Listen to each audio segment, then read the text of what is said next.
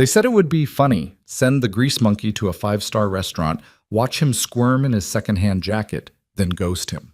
Just a joke. But when Nate Rowan walked into that gleaming dining room, oil still under his fingernails and hope still in his heart, nobody expected what would happen next. A little girl's voice cut through the laughter.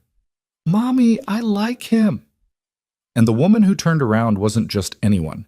She was Elena Caldwell, daughter of the most powerful CEO in the city. What started as cruelty became the beginning of something nobody saw coming.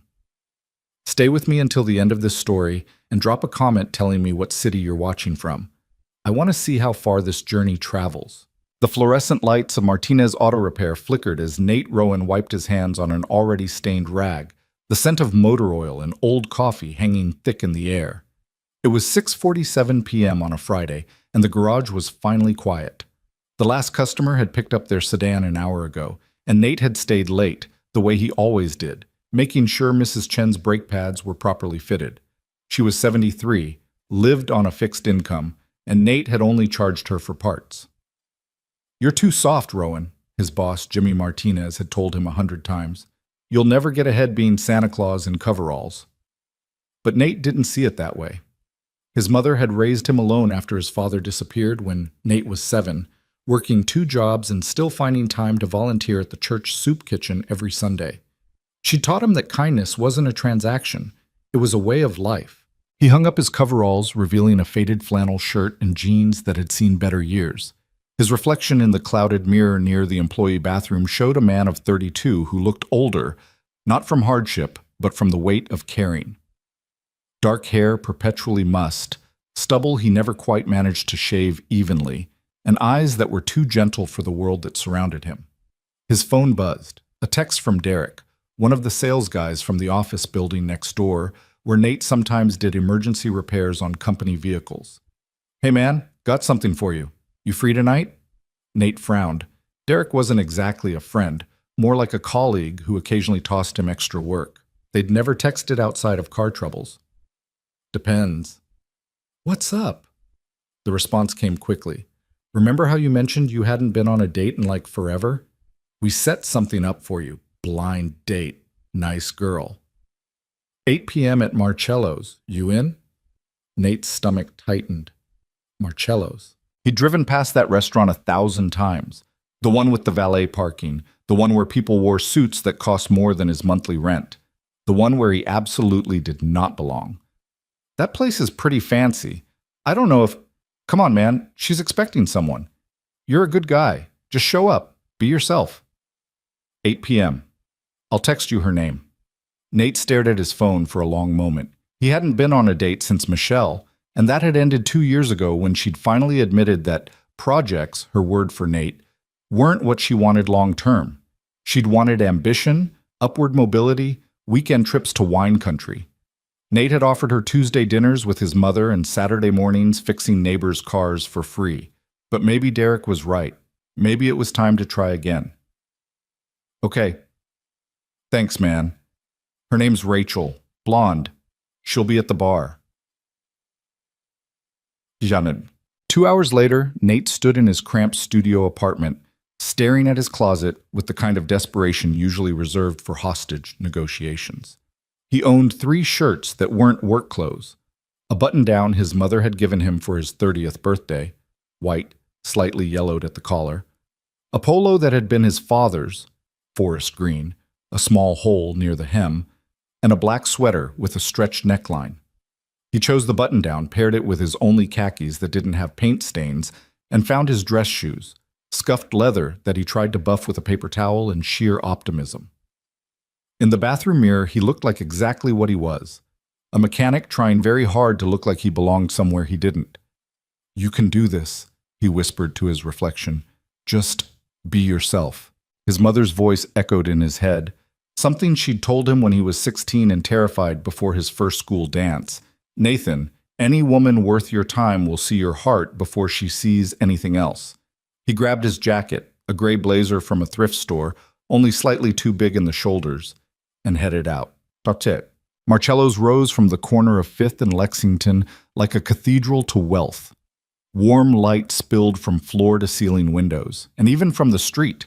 Nate could see crystal chandeliers, white tablecloths, and patrons who moved with the easy confidence of people who'd never had to choose between fixing their car and paying the electric bill.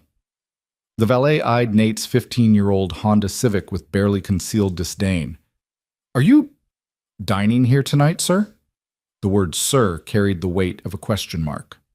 "Yeah," Nate said, handing over his keys. "I mean, yes, I'm meeting someone." The valet's expression didn't change, but something in his eyes did. A flicker of amusement that made Nate's neck flush. Inside, the restaurant was even more intimidating. The hostess stand was mahogany, the floors were marble, and every person Nate passed looked like they'd stepped out of a magazine. Women in cocktail dresses, men in tailored suits, the soft murmur of conversation punctuated by the delicate clink of wine glasses. "Good evening?" The hostess smiled, but it was the kind of smile that didn't reach her eyes. "Do you have a reservation?" "I'm meeting someone." "At the bar?" Nate's voice came out smaller than he intended. "Of course, right this way." She led him through the dining room, and Nate felt every eye track him. The blazer that had seemed acceptable in his apartment now felt like a costume, and he was acutely aware of the oil stain on his cuff that he'd missed, a dark smudge against the white fabric. The bar was even worse, a gleaming expanse of black marble with leather stools and a bartender who looked like he'd been hired for his jawline. Two women sat at the far end, both blonde, both beautiful, both very clearly not waiting for someone like Nate. He took a seat, ordered a beer, the cheapest one on the menu, which still cost $12, and waited. 8 o'clock came and went. 8:15.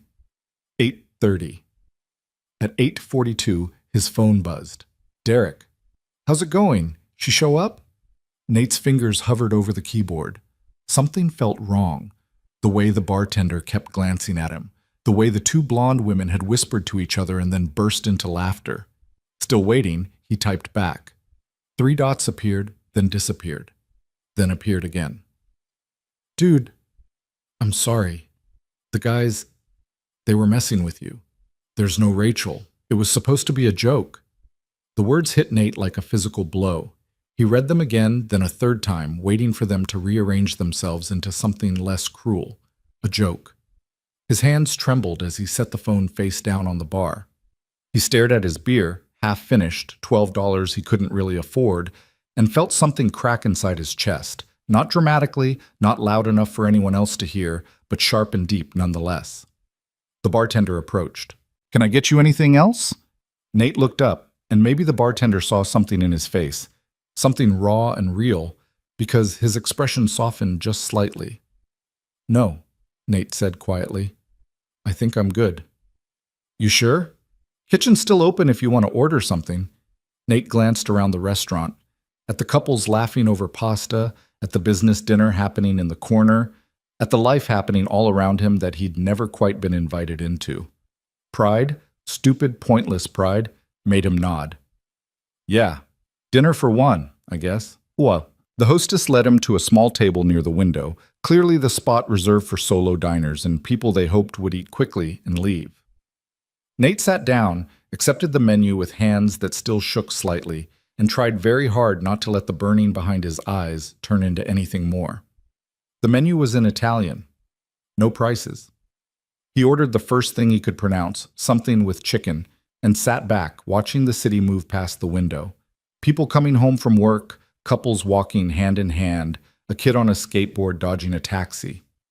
Normal people. People who belonged. "Excuse me?" Nate looked up. A little girl stood next to his table, maybe 5 years old, with dark curls and enormous brown eyes. She wore a purple dress with a sparkly unicorn on it, and she was staring at him with the unsettling intensity only children can manage. Hi," Nate said. "Are you sad?" The question was so direct, so completely unfiltered, that Nate couldn't help but smile, just a little. "Maybe a little bit," he admitted. "Why?" "Well," Nate glanced around for this child's parents, but saw no one approaching. "Sometimes grown-ups have bad days." The girl considered this with the seriousness of a judge. Then she nodded. "My mommy has bad days too, but then I hug her and she feels better." Before Nate could respond, a woman appeared, rushing over with the kind of controlled panic unique to parents who've lost track of their child in public. "Maya, I told you to stay at the— Oh my God, I'm so sorry." Nate looked up at her and forgot how to breathe. She was beautiful, but not in the polished, untouchable way of the other women in the restaurant. She was beautiful in the way of someone who'd forgotten to worry about it. Dark hair pulled back in a loose bun, minimal makeup, wearing a simple black dress that suggested elegance without trying. But it was her eyes that caught him. Exhausted, yes, but also kind. The eyes of someone who understood what it meant to have bad days. "It's okay," Nate managed. "She's fine." "Maya, you can't just walk up to strangers." "But Mommy, I like him." The woman, Elena, though Nate didn't know her name yet, froze. Her daughter's words hung in the air between them, and something passed across her face. Embarrassment, yes, but also something else. Curiosity, maybe. "I'm so sorry," she said again. But she was looking at Nate now, really looking, and he had the strange sensation of being seen, actually seen, for the first time in a very long time. "Don't be," Nate said. "She's got good taste. I'm a very likable person." It was a joke, delivered with a self-deprecating smile, and Elena laughed, a short, surprise sound that lit up her entire face. "Mommy, can we sit with him, please?" Maya grabbed her mother's hand. "He looks lonely." "Maya, we can't just—" "Actually," Nate heard himself say, surprising himself, "I wouldn't mind the company, if that's okay. My dinner date stood me up, so—" He gestured at the empty chair across from him. Elena hesitated. He could see her weighing it, propriety versus her daughter's enthusiasm versus something else he couldn't quite name. "Are you sure? We don't want to intrude." "I'm sure." She made a decision. "Okay, just for a little while." Elena signaled to someone, a woman in a business suit who'd been watching from a nearby table with the alert posture of a bodyguard. The woman nodded, spoke quietly into her phone, and repositioned herself at a discreet distance. Nate noticed, but didn't comment. Rich people, he figured, brought security to dinner. It was just one more reminder of the gulf between his world and wherever Elena had come from. Maya climbed into the chair across from him, bouncing with excitement, while Elena took the seat next to her daughter. "I'm Maya," the little girl announced. "I'm 5 3/4. What's your name?" "Nate. I'm 32 and no quarters." Maya giggled. "That's old." "Maya." Elena's face flushed. "We don't say that." "It's okay," Nate said, grinning. "She's right, I am old, basically ancient." "Do you have kids?" Maya asked. "Nope, just me." "Do you have a dog?" "No dog either." "A cat?" "No cat." Maya's face fell. "That's sad. Everyone should have a cat." "I'll put it on my list," Nate promised. Elena watched this exchange with something like wonder. "I'm Elena," she said, extending her hand. "And I really am sorry about this. My daughter has decided you're her new best friend." Her hand was warm in his, her grip firm. "Nate Rowan, and honestly, this is the best thing that's happened to me all day." Something in his voice must have conveyed the truth of that statement because Elena's expression shifted, sympathy and understanding crossing her features. "Bad day? You could say that." The waiter appeared, doing a double take when he saw Elena, but recovering quickly. "Mrs. Caldwell, we didn't know you were dining with us tonight. Shall I—" "We're fine here, Thomas. Thank you." "Of course. And for the young miss?" Maya ordered mac and cheese with the confidence of royalty, and Elena ordered a salad, and they settled into an unexpected dinner party of 3. Chuck. The conversation flowed easier than Nate would have expected. Maya dominated much of it, telling elaborate stories about her kindergarten class, her best friend Sophie, and a complex drama involving who got to be the line leader. But between Maya's chatter, Nate and Elena talked too. "So what do you do?" Elena asked. "I'm a mechanic. Fix cars, mostly. Some motorcycles." "Do you like it?" It was such a simple question, but no one had asked Nate that in years. Everyone assumed the answer, one way or another. "Yeah," he said, and realized it was true. "I like fixing things, making them work again." There's something satisfying about taking something broken and making it whole. Elena looked at him for a long moment. That's a nice way to look at it. What about you? What do you do? Something shuddered in her expression. I help run my father's company. Operations, mostly. Sounds important. It's complicated. There was a story there. Nate could tell, but before he could ask, Maya interrupted with an urgent question about whether dinosaurs could swim, and the moment passed. The food arrived. Nate's chicken was probably delicious, but he barely tasted it. He was too caught up in the strange, unexpected warmth of this moment. This woman and her daughter who'd appeared out of nowhere and turned his worst night into something else entirely. Then it happened. At the table behind them, a man started coughing, not the polite clearing your throat kind of cough, but the desperate choking kind. His wife stood up, panic in her voice. "He's choking! Someone help! He's choking!" The restaurant erupted into chaos. Waiters rushing over, patrons standing, someone shouting to call 911. Nate didn't think. He moved. Years of community volunteer training with the fire department kicked in. He reached the man, mid-50s, face turning red, in 3 strides. "Sir, I'm going to help you. Can you breathe at all?" The man shook his head, eyes wide with terror. Nate got behind him, positioned his hands, and performed the Heimlich maneuver. Once, twice, 3 times. A piece of steak flew out, landing on the white tablecloth, and the man sucked in a huge, gasping breath. The restaurant went silent for a heartbeat, then erupted into applause. Nate barely heard it. He was focused on the man, making sure he was okay, that his breathing was steady. "You're all right," Nate said quietly. "Just breathe, nice and easy." "Thank you," the man gasped. "Thank you, I thought, you're okay now, but you should probably get checked out.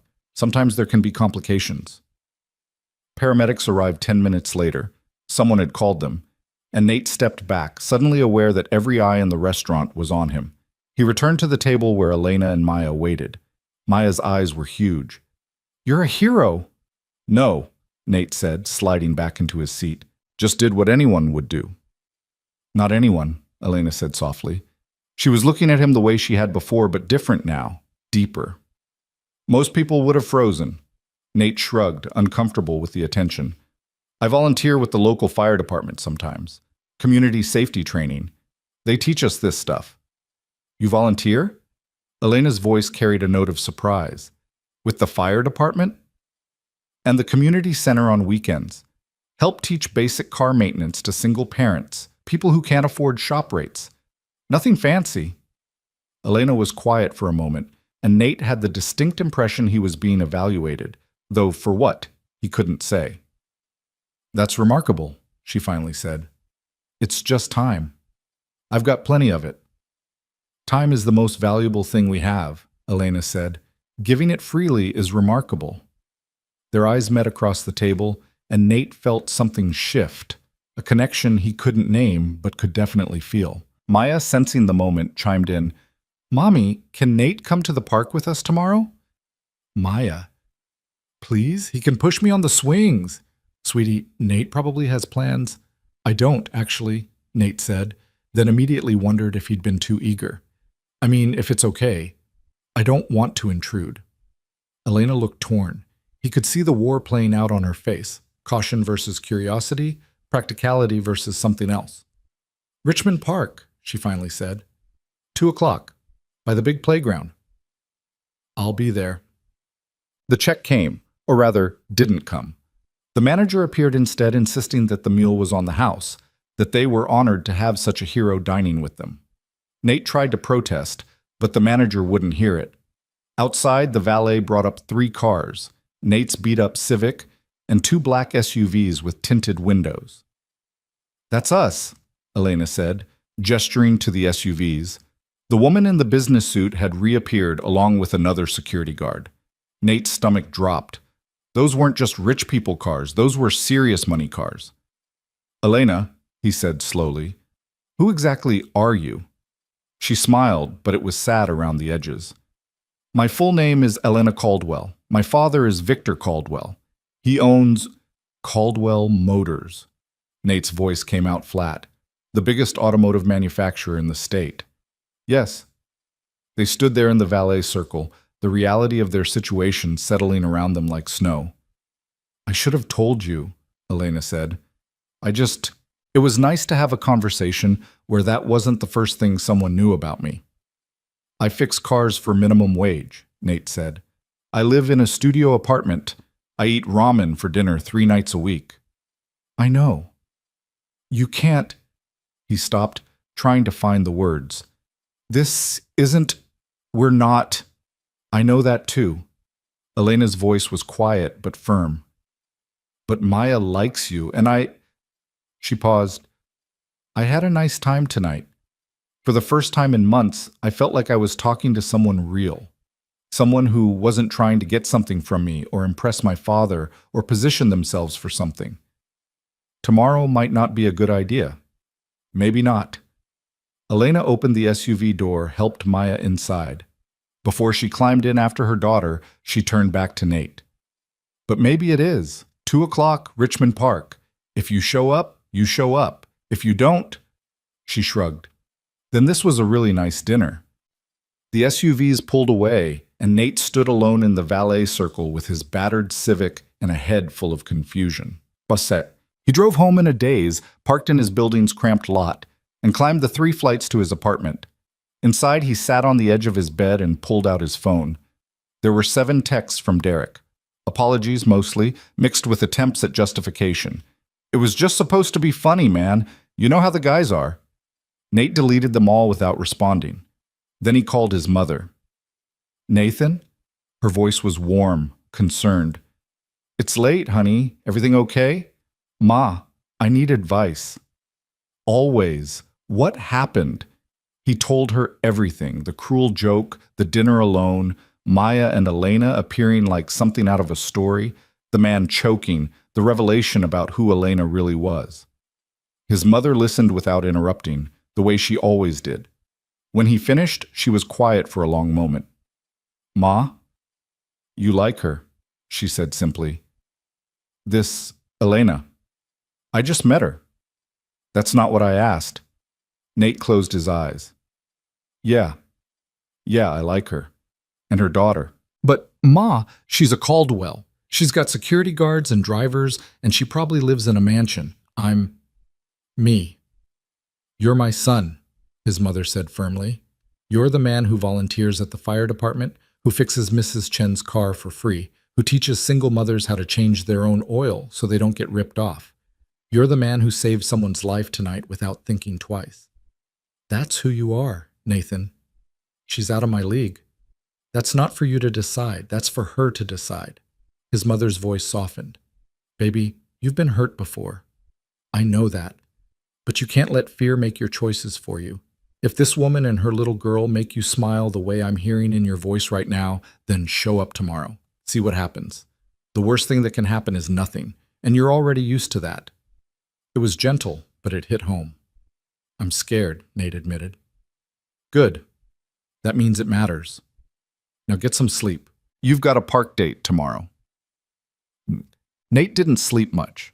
He lay awake, staring at his ceiling, replaying the evening over and over.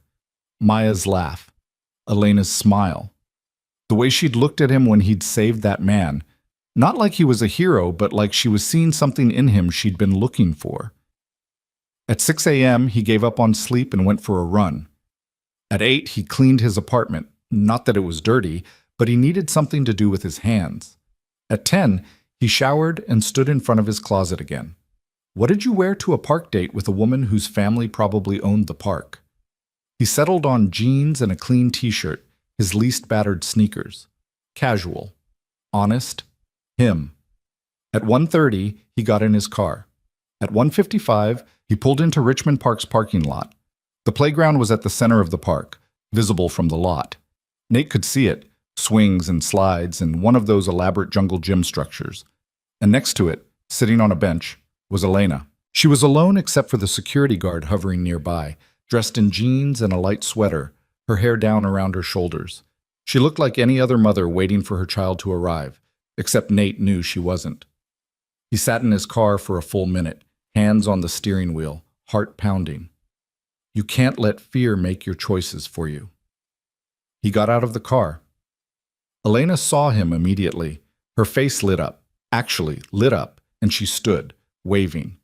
Nate walked over, hands in his pockets, trying to look more confident than he felt. "You came," Elena said. "I said I would." People say a lot of things. Before Nate could respond, a car door slammed and Maya came running from the parking lot, a woman in casual clothes, probably a nanny, following behind. "Nate!" Maya launched herself at him, and Nate caught her, lifting her up without thinking. "Hey, kiddo, ready to play?" "Yes, Mommy, can Nate push me on the swings?" "If he doesn't mind, I don't mind." And just like that, they were a unit, Nate, Elena, and Maya, walking toward the playground together. The security guard followed at a distance, and the nanny settled on a bench with a book. And for the next hour, Nate forgot about everything except the pure, uncomplicated joy of pushing a 5-year-old on a swing. "Higher!" Maya shrieked, laughing. "Higher!" Elena stood nearby, watching, and Nate was hyper-aware of her presence. The way she smiled when Maya laughed, the way she relaxed in increments, like someone remembering how to breathe. "You're good with her," Elena said when Maya ran off to the slides. "She's easy to be good with." "Not everyone thinks so. Most of my father's colleagues' kids drive their nannies crazy." "Maya's not like that." "No," Elena agreed. "She's not." She paused. "Father wasn't like that either." There it was, the first mention of Maya's father. Nate waited, sensing this was important. "He died," Elena said quietly. 2 years ago. Car accident." "I'm sorry." He was good, really good, kind, like you. He and my father never got along. David worked in nonprofit development, didn't care about business or profits or any of the things my father valued. But he loved me, and he loved Maya, and that was enough. Nate heard the past tense, the weight of grief still present but tempered by time. "After he died, my father tried to reorganize my life. Moved us into his house, hired staff, put security on us. He said it was for Maya's protection, but really I think he was just trying to control something after losing David. And I let him because I was drowning and didn't know how to do it alone." "But you're not drowning now." Elena looked at him. "No, I'm not. But I'm also not living. I'm just existing, going through motions, attending board meetings and charity galas and doing everything my father expects while feeling like I'm disappearing a little more every day." "What do you want?" Nate asked.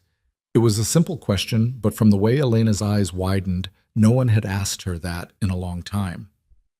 "I want—" She stopped, looked at Maya on the slides. "I want to feel real again.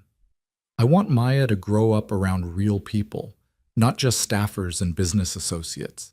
I want mornings that aren't scheduled and evenings that don't require designer dresses.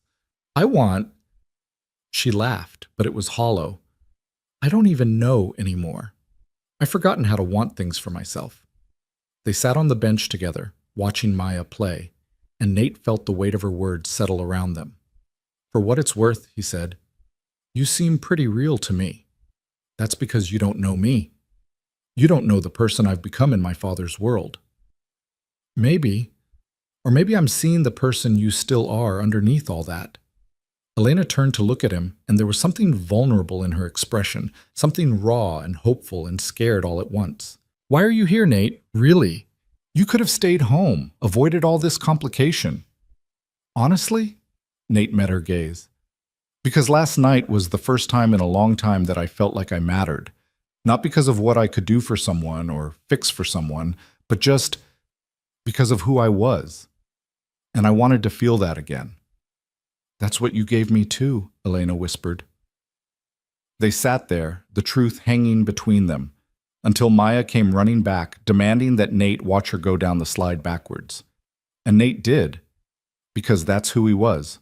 A man who showed up, who paid attention, who made a 5-year-old feel like the center of the universe for an afternoon. But as he watched Elena watch her daughter, he couldn't shake the feeling that they were all standing on the edge of something that could either be wonderful or could shatter them all. He just didn't know which yet. The afternoon sun filtered through the oak trees as Maya convinced Nate to join her on the monkey bars.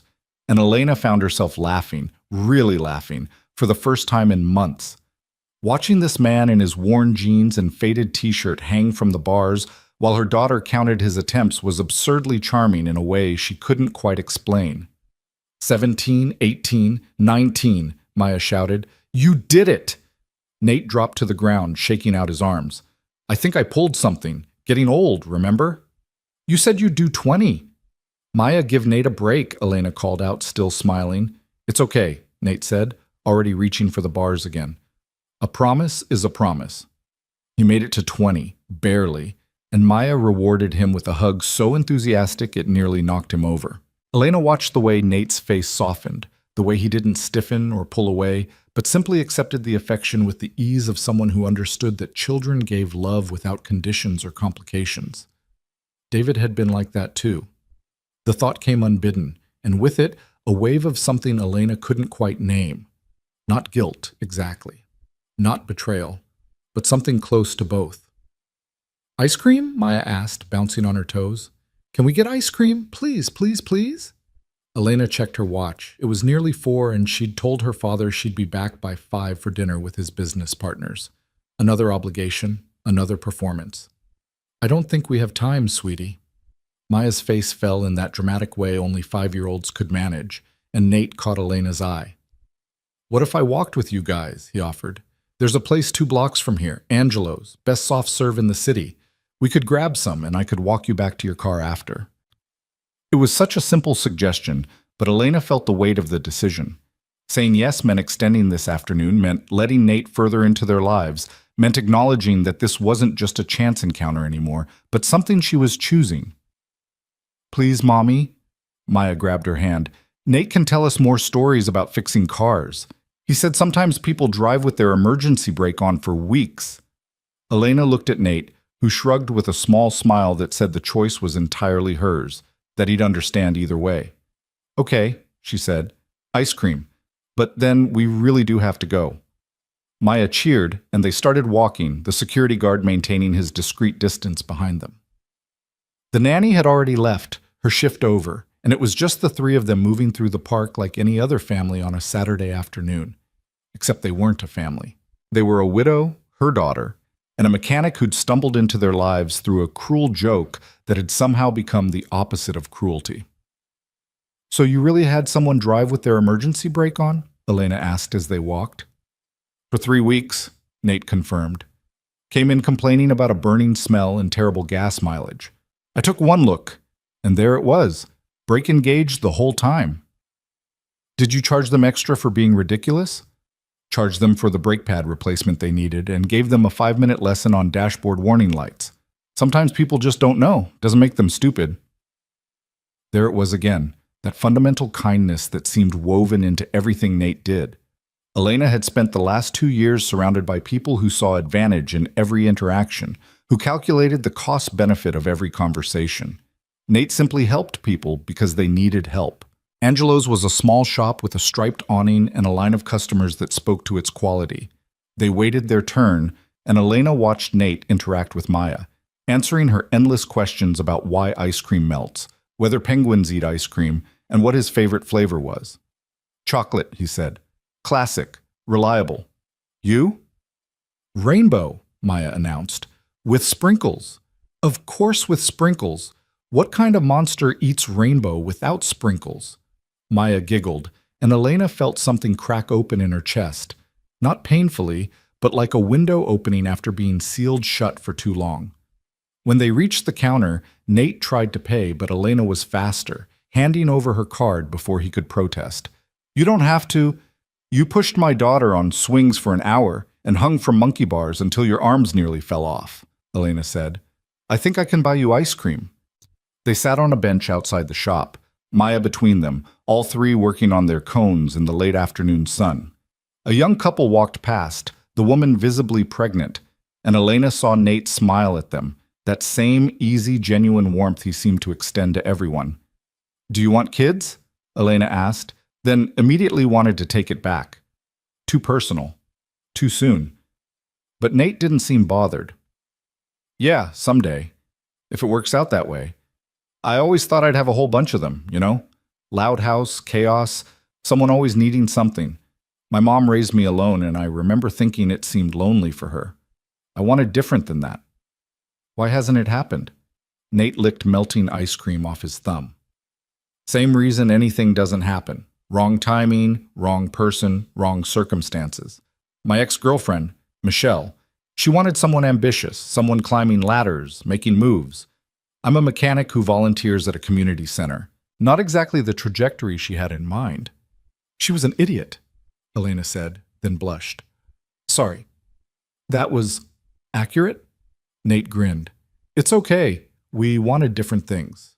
Better to figure that out before than after. That's very mature of you. I've had 2 years to get mature about it. Maya finished her cone and immediately discovered she had ice cream on her hands, her face, and somehow her elbow. Elena pulled out wet wipes. She always had wet wipes, and began the cleanup process while Nate finished his own cone. You're good at that, he observed. At what? The mom thing. You make it look easy. Elena laughed, but it was hollow. It's not easy. Nothing about this is easy. I have a nanny, a housekeeper, my father's staff helping with everything, and I still feel like I'm drowning most days. But you do it anyway. Because what's the alternative? Give up? Let Maya grow up thinking her mother couldn't handle life without her father? Elena heard the bitterness in her own voice and tried to soften it. Sorry, that came out harsher than I meant. Don't apologize for being honest. They sat in silence for a moment, watching people pass by. A group of teenagers laughing too loud. An elderly man walking a tiny dog. The rhythm of a city on a Saturday afternoon. Can I ask you something? Nate said. Sure. Why did you sit with me last night? Really? Maya said she liked me, but you could have just smiled and moved on. You didn't have to stay. Elena considered the question, really considered it. Because you looked like I felt, she finally said. Alone in a room full of people, like you didn't quite fit anywhere. And I thought maybe, I don't know, maybe we could not fit together for a little while. Nate turned to look at her, and the intensity in his eyes made Elena's breath catch. I'm glad you stayed, he said quietly. Me too. Maya, oblivious to the moment happening above her head, jumped up. Can we see Nate again tomorrow? Maya, please? We could go to the zoo. Nate, do you like zoos? I love zoos, Nate said, but he was looking at Elena, making it clear the decision was hers. Elena's phone buzzed, a text from her father. Where are you? Dinner's at 5:30. The Matsudas are already here, sir. Reality crashed back in like a wave. The Matsudas, potential investors in Caldwell Motors' new electric line. Important people. People her father expected her to charm and impress while he talked business. I have to go, Elena said, standing abruptly. I'm sorry. I have this thing, dinner with my father's associates. It's okay. Nate stood too. I'll walk you to your car. They made their way back through the park, Maya chattering about the zoo and all the animals she wanted to show Nate, while Elena's mind raced ahead to the evening awaiting her. She'd have to change clothes, fix her hair, put on the smile she wore like armor at these things. The SUVs were waiting in the parking lot, the security guard already holding the door open. Elena helped Maya inside, then turned back to Nate. Thank you, she said, for today, for being real. Thank you for taking a chance on someone you just met. Elena hesitated, then pulled out her phone. Can I have your number? In case Maya wants to plan that zoo trip. In case Maya wants to? Nate's lips quirked. In case I want to, Elena corrected, and watched his face light up. They exchanged numbers, and Elena was about to climb into the SUV when she did something that surprised even herself. She reached out and hugged him.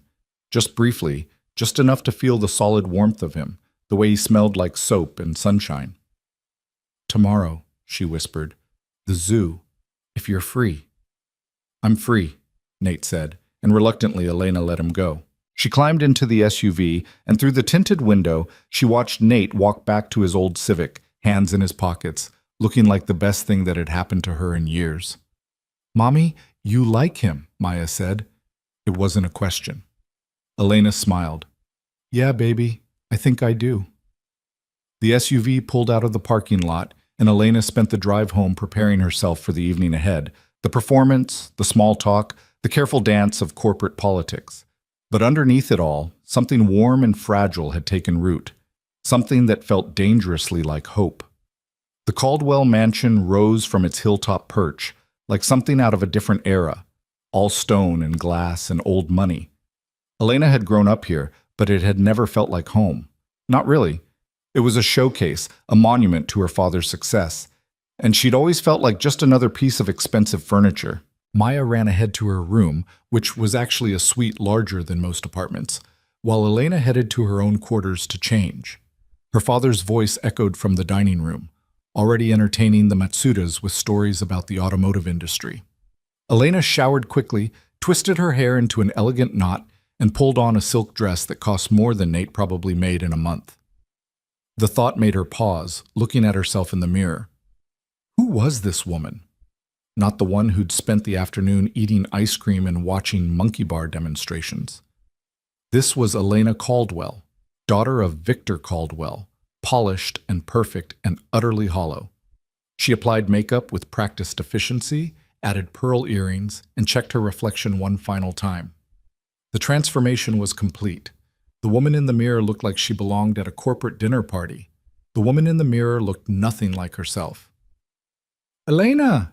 Her father's voice boomed up the stairs. They're waiting! She took a breath, put on her smile, and went downstairs.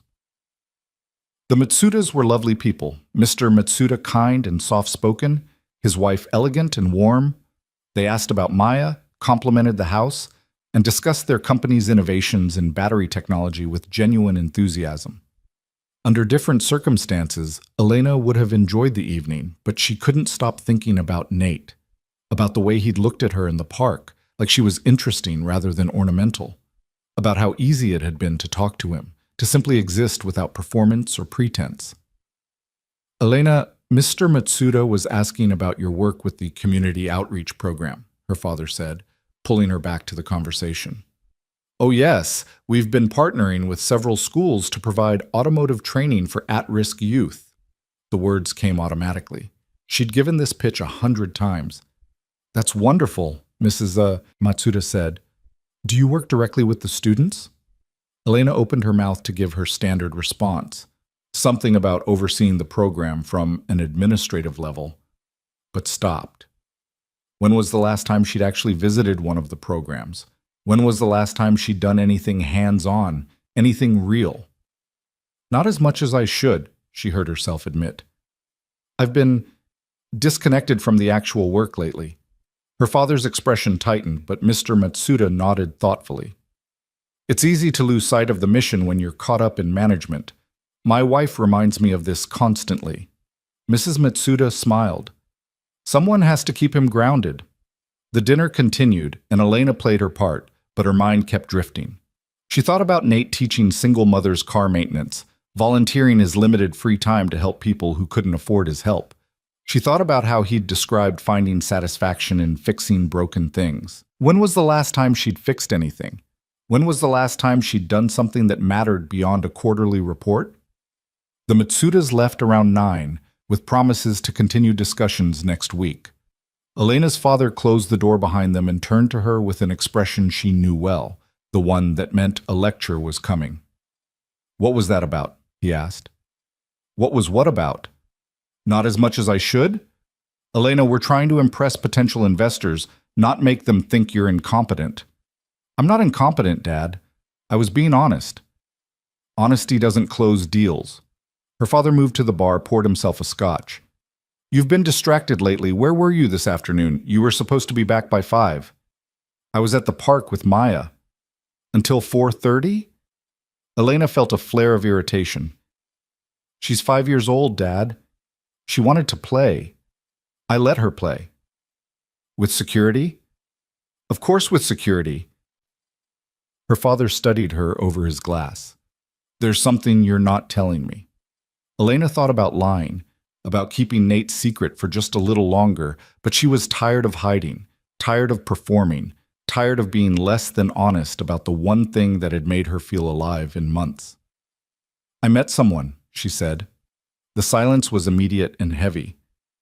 Met someone, her father repeated slowly. What does that mean? It means I met someone. A man. At dinner last night. We spent the afternoon together. What kind of man? What's his background? He's a mechanic. Her father's expression didn't change, but Elena saw the muscle in his jaw tighten. A mechanic? Yes. And you brought this mechanic around my granddaughter? His name is Nate, and yes, Maya really likes him. I'm sure she does. I'm sure he's very charming. Her father set down his glass with careful precision. Elena, I know you've been lonely. I know these past 2 years have been difficult. But you can't just... You have responsibilities. Standards. The Caldwell name means something. The Caldwell name, Elena repeated, and something inside her snapped. Is that really what matters to you? Not whether I'm happy, not whether Maya's happy, but the name? Don't be naive. The name is what gives you the life you have. The security, the opportunities, the isolation, Elena interrupted, the constant surveillance, the feeling that I'm just another asset to be managed. That's not fair. Isn't it? Elena moved closer to her father, years of suppressed frustration bubbling up. When was the last time you asked me what I wanted? Not what the company needs, not what's best for the family legacy, but what I actually want for myself. I ask you all the time. No, you tell me all the time. There's a difference. Elena's voice shook. You tell me which events to attend, which people to impress, how to dress and speak and present myself. You've been telling me what to do since David died, and I let you because I was broken and scared and didn't know how to be a widow and a mother at the same time. Her father's face had gone pale. I was trying to help. I know you were, Dad, but I don't need help anymore. I need space. I need room to figure out who I am when I'm not performing for investors or smiling at galas or being Victor Caldwell's perfect daughter. And you think some mechanic is going to help you figure that out? I think he already has, Elena said quietly. In one afternoon, he made me remember what it feels like to just be myself. No pressure, no expectations, just real. Her father was quiet for a long moment, staring into his scotch like it held answers. David was like that, he finally said. Real. I never understood what you saw in him. He had no ambition, no drive. He had kindness. He had integrity. He saw me, Dad. Not the Caldwell name, not the company legacy, just me. And look where that got him. The words hung in the air like poison, and Elena felt tears burn behind her eyes. That's not fair. Life isn't fair, Elena. It's cruel and random, and you can't control it. What you can control is who you let into your life, into Maya's life. You can't just trust anyone because they're nice to you in a park. I'm not just trusting anyone. I'm getting to know someone who makes me feel like myself again. Her father finished his scotch in one swallow. I want to meet him. What? This Nate. If he's going to be around my granddaughter, I want to meet him. Tomorrow. Bring him here for lunch. Elena's stomach dropped. The thought of Nate in this house, facing her father's interrogation, seemed like a disaster waiting to happen. Dad, I don't think... That's my condition, Elena. Either I meet him in a controlled environment where I can properly assess whether he's suitable for my family, or you stop seeing him. Your choice. It wasn't a choice at all, and they both knew it. But Elena wasn't the broken widow who'd moved back into her father's house 2 years ago. Something had shifted in her, something that had been sleeping and was now waking up. Fine, she said. Tomorrow, 1 o'clock. But Dad, if you try to intimidate him or buy him off or do any of your usual tactics, I will never forgive you. She left before he could respond, climbing the stairs to check on Maya. Her daughter was already asleep, still in her clothes from the park, one arm thrown over her stuffed elephant.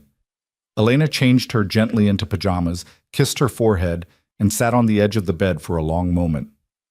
I'm trying to be brave, she whispered to her sleeping child. Like your dad was. Like Nate is.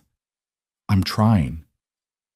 In her own room, Elena pulled out her phone and stared at Nate's number. She should call him, should warn him about what her father was like, should give him an out before things got complicated. But it was late, and she was exhausted, and maybe part of her wanted to see how Nate handled her father. David had never backed down from Victor Caldwell's intimidation tactics. He'd simply been himself, kind, honest, steady, and eventually her father had grudgingly accepted him. Could Nate do the same? Elena typed out a text. Change of plans for tomorrow. My father wants to meet you before the zoo. Lunch at my place, 1 p.m. I understand if that's too much too fast. No pressure.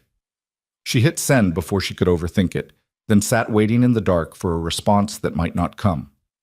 Her phone buzzed 3 minutes later. Address? I'll be there.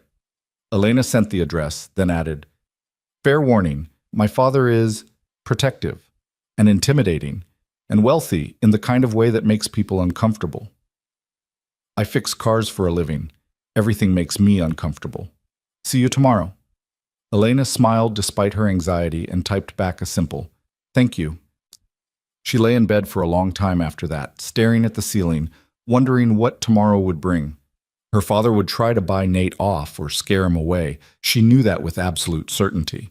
The question was whether Nate would stand his ground or decide that getting involved with the Caldwell family was more trouble than it was worth. She couldn't blame him either way. Most people ran when they got close enough to see what her life really looked like. But something told her Nate wasn't most people. Across the city, in his studio apartment, Nate was having a similar crisis. He'd looked up the Caldwell mansion address, had seen it on the GPS perched on the hill like a castle. He'd looked up Victor Caldwell, too. Seen his net worth, his business empire, his reputation for ruthlessness in the boardroom. And tomorrow, Nate was going to walk into that man's house and have lunch. He called his mother again. Nathan, it's midnight. I know, Ma. I'm sorry. Elena's father wants to meet me tomorrow. His mother was suddenly very awake. Victor Caldwell. The Victor Caldwell. Yeah. Oh, baby. Yeah. What are you going to do? Nate laughed, but it was shaky. Show up, I guess. Be myself. Hope that's enough. Yourself is always enough, his mother said firmly. But Nathan, you need to be prepared. Men like Victor Caldwell don't accept people like us easily. They think money equals worth, and they protect their families fiercely. Elena thinks he's going to try to buy me off. He probably will. The question is what you'll do when he does. Nate was quiet for a long moment. I like her, Ma. I really like her. And Maya. They make me feel like I matter. Then you show up tomorrow and you stand your ground. You be the man I raised, honest, kind, and unshakable. You show Victor Caldwell that his daughter chose someone worth choosing. And if he doesn't accept that, then you decide if Elena's worth fighting for. After they hung up, Nate tried to sleep but couldn't. He kept imagining tomorrow walking into that mansion, facing a man who probably saw him as a threat or a gold digger or just someone so far beneath his daughter it was laughable. But he also imagined Maya's laugh, Elena's smile, the way she'd looked at him in the park like he was someone special. That was worth fighting for. He'd show up tomorrow and be exactly who he was, a mechanic who volunteered at community centers, who saved people choking in restaurants, who made a 5-year-old believe in the goodness of strangers. If that wasn't enough for Victor Caldwell, then it wasn't enough. But Nate had a feeling it would be enough for Elena. And right now, that was all that mattered. Sunday morning arrived with the kind of cruel sunshine that seemed to mock Nate's nervousness. He'd been awake since 5, had already gone for a run, showered twice, and was now standing in front of his closet having what could only be described as a breakdown over clothing. The button-down from Friday night hung there, freshly washed, still bearing the memory of humiliation and unexpected joy. His other options weren't much better, a polo that seemed too casual for meeting a billionaire CEO, and a sweater that made him look like someone's youth pastor. He chose the button-down, paired it with his best khakis, and spent 20 minutes trying to get his hair to cooperate before giving up and accepting that he'd always look slightly rumpled no matter what he did.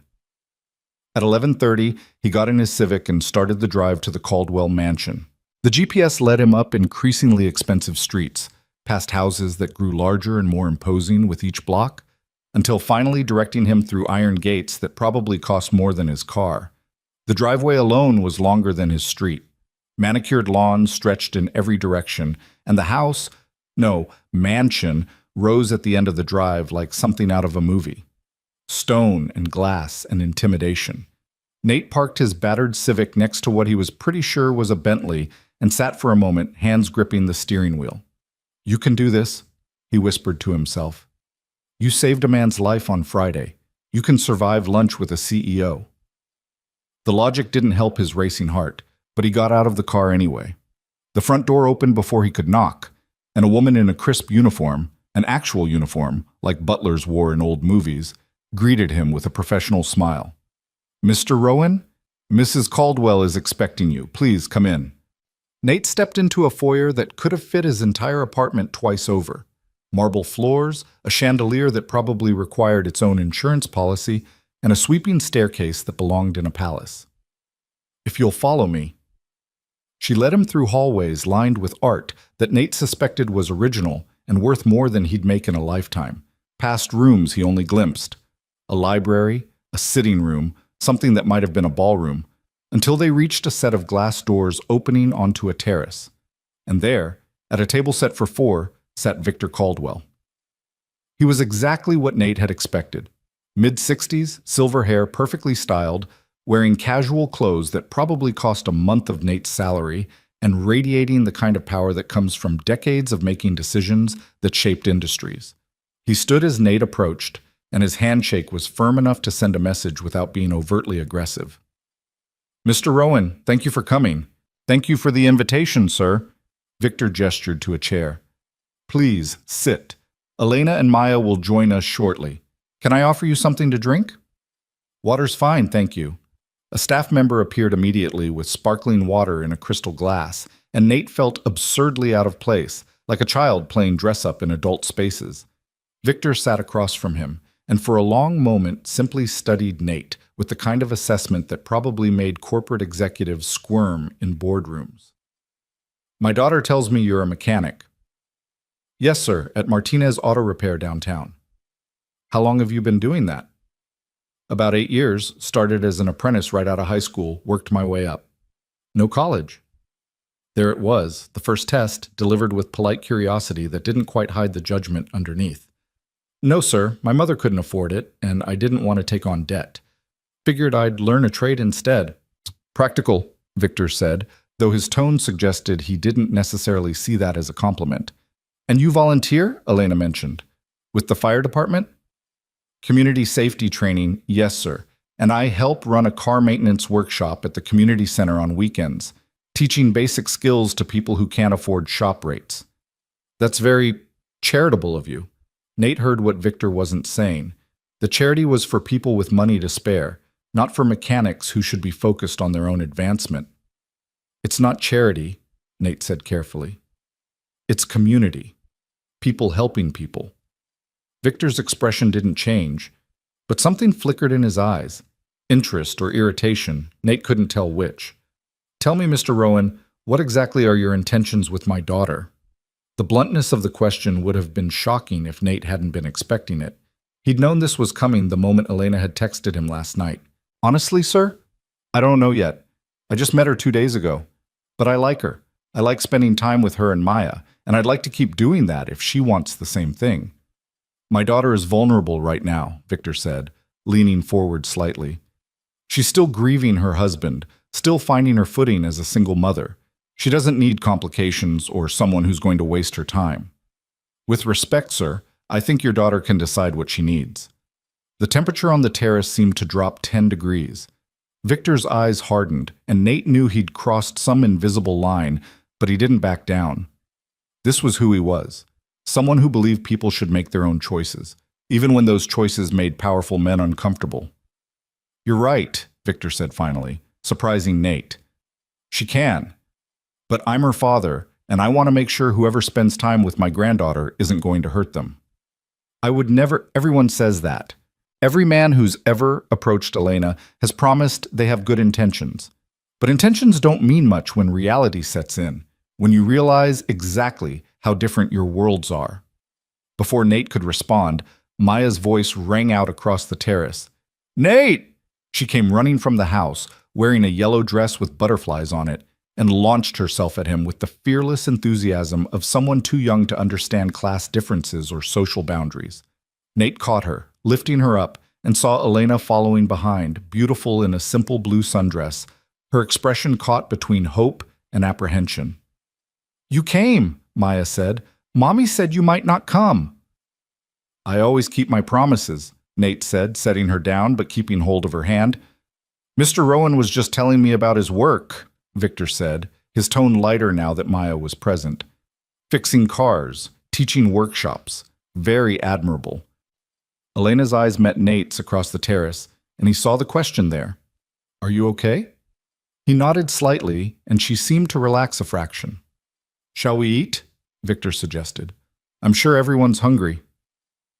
Lunch was an elaborate affair. Grilled salmon, roasted vegetables, salads with ingredients Nate couldn't identify.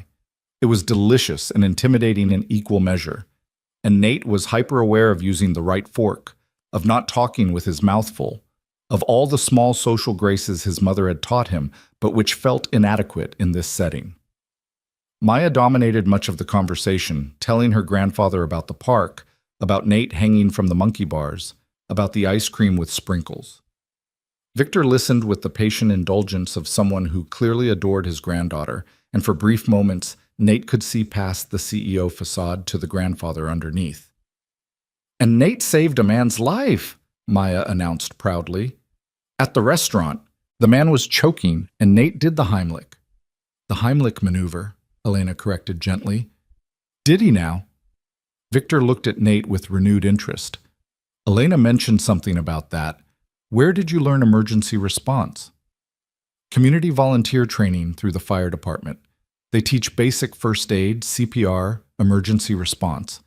I've been doing it for about 5 years now." "Why?" It was a simple question, but Nate sensed it carried weight. "Because I can," Nate said. "I have time and ability, and my neighborhood doesn't have the resources some other places do. Someone needs to know this stuff, and I figured it might as well be me." Victor was quiet for a moment, cutting his salmon with precise movements. "My company has a community outreach program, automotive training for at-risk youth. Are you familiar with it?" "I've heard of it, yes, sir." "It's mostly administrative at this point, numbers on paper, grants, and funding. But the actual hands-on work, the teaching and mentoring, that's fallen by the wayside." Victor looked directly at Nate. "What would you do differently?" Nate blinked, surprised by the question. "Sir? If you were running the program, what would you change?" Elena was staring at her father with an expression Nate couldn't read, but he answered honestly. "I'd get out of the office. Programs like that only work if the people running them actually know the community they're serving. You can't teach automotive skills from a boardroom. You need to be in the garages, working alongside the kids, showing them that this is a real path, not just a charity case." "And you think you could do that?" "I know I could. I do it every weekend at the community center. It's not complicated. You just have to show up and give a damn." The crude language slipped out before Nate could stop it, and he winced, expecting Victor to react. But the older man's expression had shifted into something that might have been respect. "Passion," Victor said. "That's what's been missing from the program. Passion and authenticity." "Dad," Elena said carefully, "what are you thinking?" "I'm thinking," Victor said slowly, "that perhaps I've been approaching this all wrong, looking for credentials instead of character, resumes instead of real experience." He turned back to Nate. "Mr. Rowan, I'll be direct with you. When Elena told me she'd met a mechanic, my first instinct was to protect her from what I assumed was either a gold digger or someone too far beneath her station to be suitable. I made assumptions based on class and circumstance." "Dad," Victor held up a hand. "Let me finish. I was wrong to make those assumptions without meeting you first. I can see that you're genuine, that you care about my daughter and granddaughter, and I can see that you have skills and experience that could genuinely benefit our community programs." Nate didn't know where this was going, but his stomach tightened with anticipation. "However," Victor continued, "I'm also a realist. The world Elena lives in is complicated. There are social expectations, security concerns, media attention. Dating a Caldwell comes with pressures most people can't handle. I'm not most people. Perhaps not. But I need to know you understand what you'd be signing up for." Victor's expression was serious now, all business. "If you continue seeing my daughter, there will be photographers, gossip columnists, people making assumptions about your motives. Can you handle that?" Nate thought about it. Really thought about it. He imagined his face in tabloids, people at the shop asking questions, his mother dealing with reporters. It sounded awful. But then he looked at Elena, at the way she was watching him with held breath and fragile hope, and at Maya, who was building a tower out of sugar packets, completely oblivious to the adult tension around her. I can handle anything, Nate said quietly, as long as the person I'm handling it for is worth it, and your daughter is worth it. Elena's eyes filled with tears, and she reached across the table to take Nate's hand. The gesture was simple, but in that moment, in front of her father, it felt like a declaration. Victor saw it too. His expression flickered, surprise, concern, and something that might have been resignation. "Very well," he said. "Then I have a proposal for you, Mr. Rowan." "Sir?"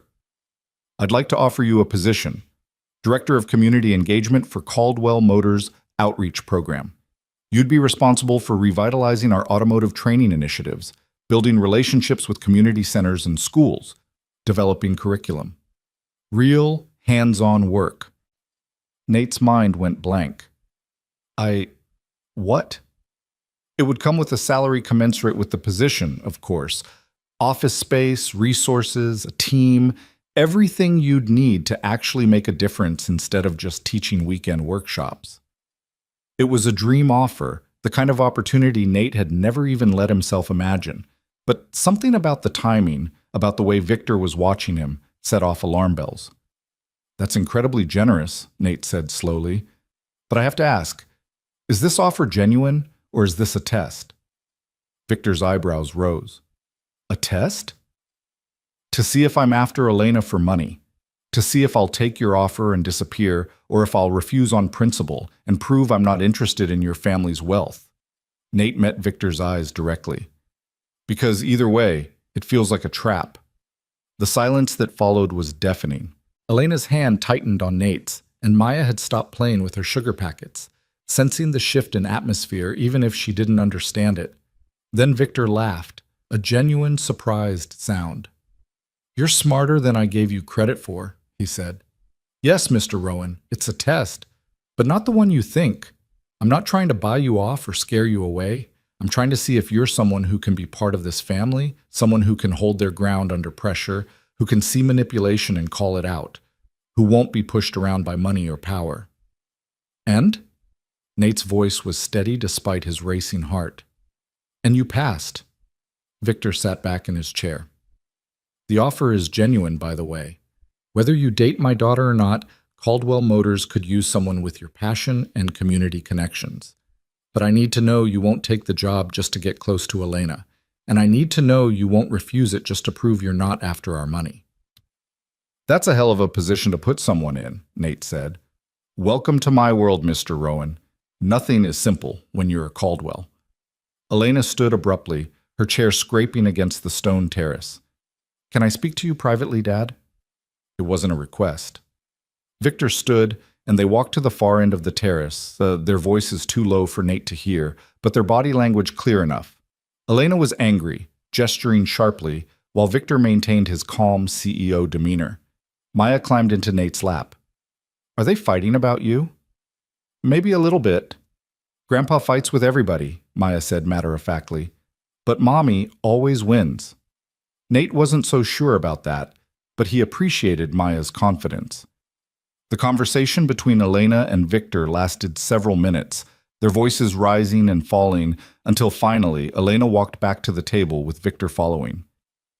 "Nate," Elena said, her voice tight, "you don't have to accept my father's offer. You don't have to prove anything to him or to me.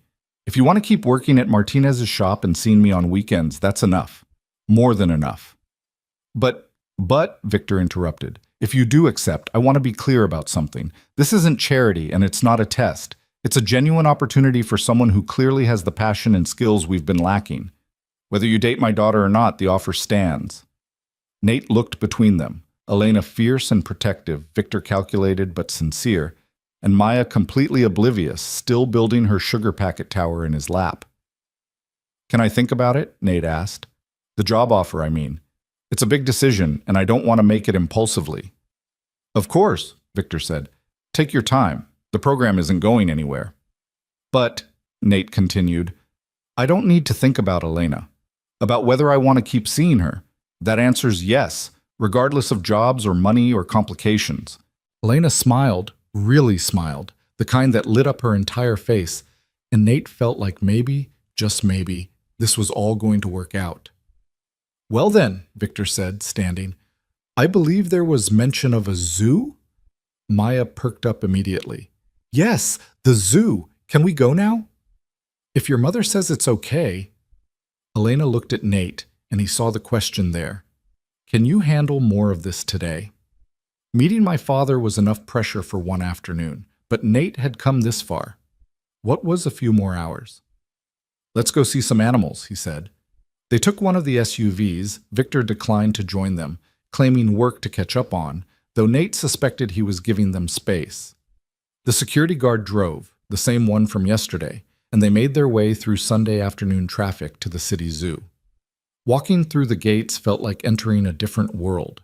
The pressure of the mansion, of Victor's tests and job offers, seemed to fall away as Maya grabbed both their hands and pulled them toward the penguin exhibit. They're my favorite, she announced. They walk funny. And they did walk funny, waddling around their habitat with serious expressions. And Nate found himself laughing as Maya tried to imitate them, stumbling around while Elena took photos on her phone. This is nice, Elena said quietly as Maya pressed her face against the glass, watching penguins dive into the water. Yeah? Yeah. Normal. No expectations or performances. Just this. Nate understood what she meant. The zoo was full of families, parents chasing toddlers, teenagers on dates, elderly couples walking slowly hand in hand. Nobody was paying attention to Elena Caldwell or her security detail or the mechanic she'd brought along. They were just another family enjoying a Sunday afternoon. Except they weren't a family. Not really. They were two people who'd met 3 days ago and a 5-year-old who'd decided they belonged together. But standing there, watching Maya point excitedly at a penguin that had just stolen a fish from another penguin, Nate could almost believe they could be. They moved through the zoo slowly, stopping at every exhibit that caught Maya's interest. The lions were sleeping, boring, according to Maya, but the monkeys were performing a whole drama that had her captivated for 20 minutes.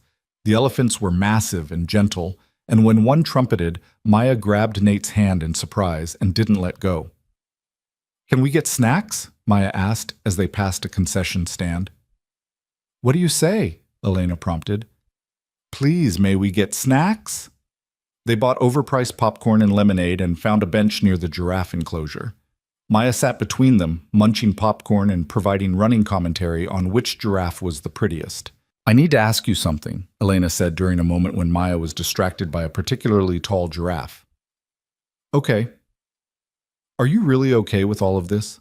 The security guards, my father's interrogation, the fact that dating me means your life gets complicated? Nate considered the question seriously. Honestly?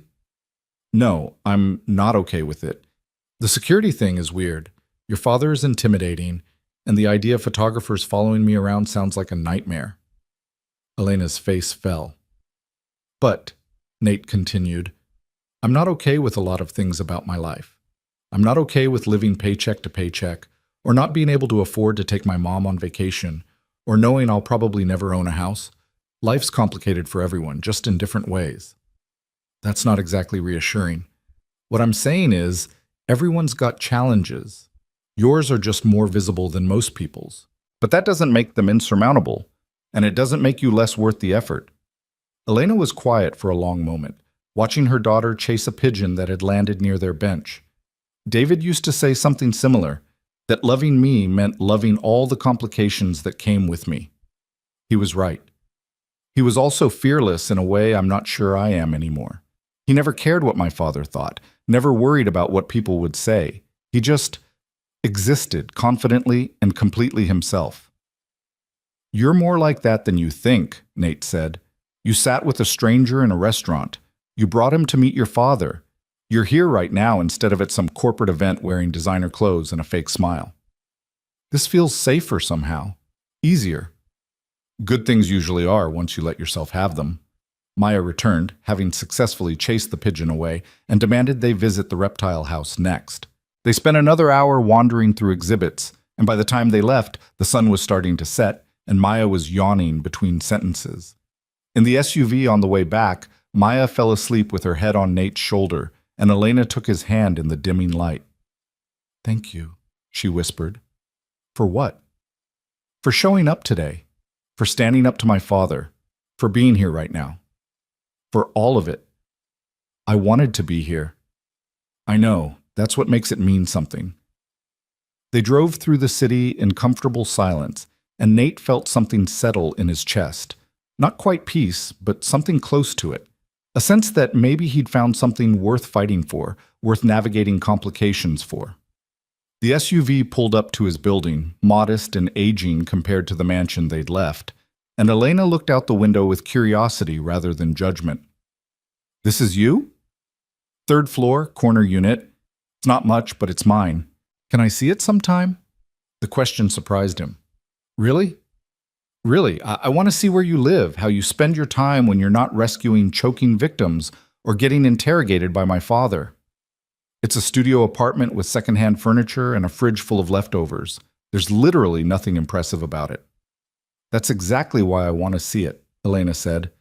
"Everything in my life is impressive and curated and designed to impress. I want to see something real." Nate glanced at Maya, still asleep in the back seat. "What about her?" "She's out cold. Give me 10 minutes. I just want to see it."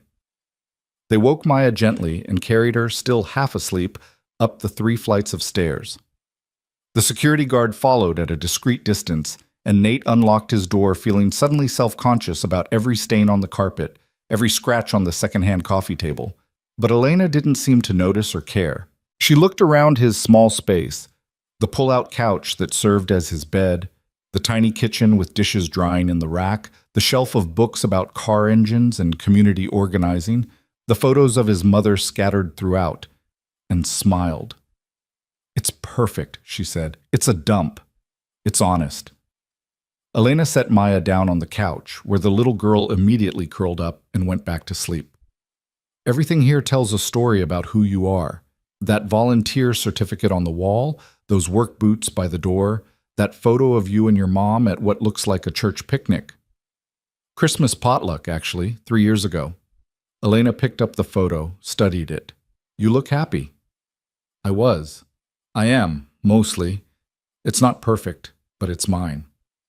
"That's what I want," Elena said softly, setting the photo back down. "Not perfection, just something that feels mine, not curated by my father or expected by society or designed for appearances." Nate moved closer to her, close enough to smell her perfume, something light and expensive that somehow didn't seem out of place in his shabby apartment. "You can have that," he said. "You just have to choose it." "I'm trying to." Elena looked up at him, and there was vulnerability in her eyes that made Nate's chest tight.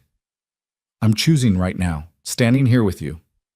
They stood there in his small living space, close but not touching, while Maya slept on the couch and the city hummed outside the windows. The moment felt fragile, like something that could shatter if they moved too quickly or spoke too loudly. "I should go," Elena finally said, though she didn't move. "It's getting late, and Maya needs her bed." "Okay. But I'll call you tomorrow, after I deal with whatever fallout is coming from today." "Fallout?" "My father rarely accepts being challenged. There will be consequences, questions, probably another interrogation about my choices." Elena smiled, but it was tired. "It's how he shows love, by trying to control everything. And you'll handle it." "I'll handle it." Elena gently woke Maya, who protested sleepily but allowed herself to be guided toward the door. At the threshold, Elena turned back. "Nate? About the job offer. Whatever you decide.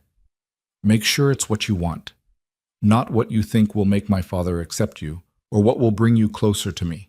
Choose for yourself." "I will." She left, taking her security guard and sleeping daughter with her, and Nate's apartment felt suddenly very empty and very quiet. He stood in the silence for a long moment, processing everything that had happened: the lunch, the test, the job offer, the zoo. Elena in his space looking at him like he was someone worth choosing. His phone buzzed, his mother, with her impeccable timing. How did it go? Nate laughed and collapsed onto his couch. Ma, I have no idea. It was possibly the most intense day of my life. And I once had to rebuild an engine in 4 hours because a customer needed their car for a wedding. Tell me everything. And he did, the whole story, from Victor's initial interrogation to the job offer to Maya falling asleep on his shoulder. His mother listened without interrupting, and when he finished, she was quiet for a long moment. Nathan, do you love her? The question caught him off guard. Ma, it's been 3 days. That's not what I asked. Nate closed his eyes, thought about Elena's smile, the way she'd looked at his apartment like it was something precious, the trust in her eyes when she'd asked if he was really okay with all the complications. I could, he admitted. I could love her, easily. Then everything else is just details, his mother said simply. You figure out the job, the father, the security guards, all of it. But if you love her, or could love her, then you fight for it. It's not that simple. It never is, baby, but the best things never are. After they hung up, Nate lay on his couch in the dark, staring at the ceiling and trying to imagine what came next. Tomorrow he'd have to decide about the job offer, navigate whatever new complications arose, figure out how to date someone whose world was so far removed from his own. But tonight, he just let himself feel the warmth of possibility, the hope that maybe something good was finally happening in his life. Across the city, Elena carried a sleeping Maya into the mansion and up to bed. Her father was waiting in the hallway, and she braced herself for whatever lecture was coming. But Victor just looked at her, really looked at her, and said quietly, "You're happy." It wasn't a question. "I am," Elena admitted. "He's good with her. With Maya."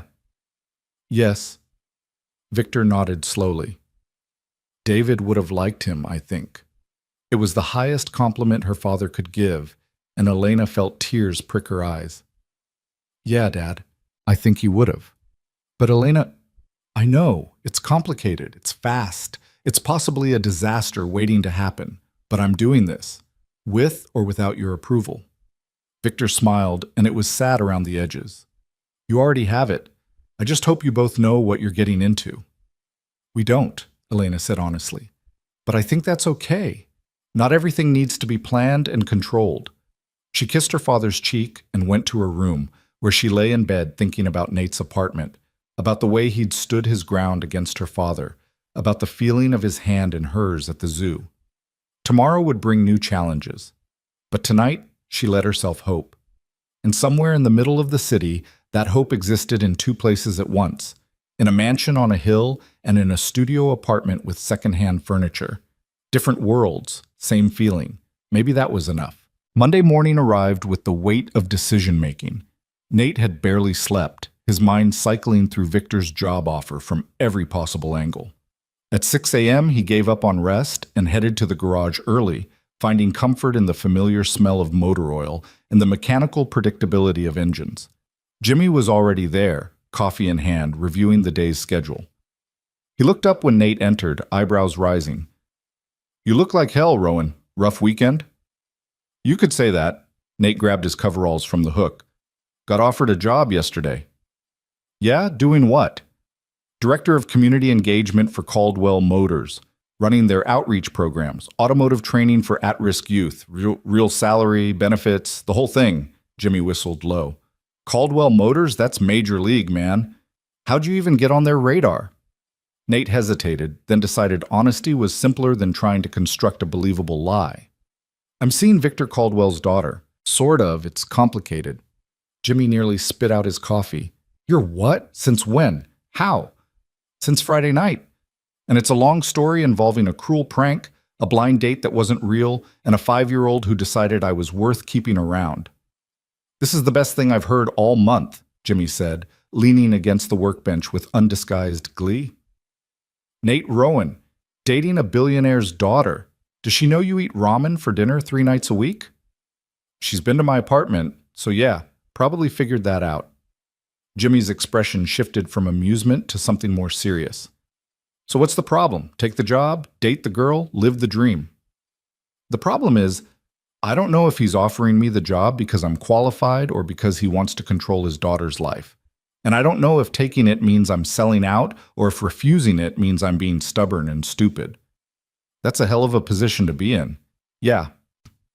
They worked in silence for a few minutes, Nate focusing on an oil change that required exactly zero mental energy, letting his hands do familiar work while his brain continued its endless loop of pros and cons. "Can I give you some unsolicited advice?" Jimmy finally said. "Do I have a choice?" "Not really. Look, I've known you for 8 years. You're the guy who stays late to make sure Mrs. Chen's breaks are perfect, who teaches free workshops on your day off, who volunteers with the fire department because you think it matters.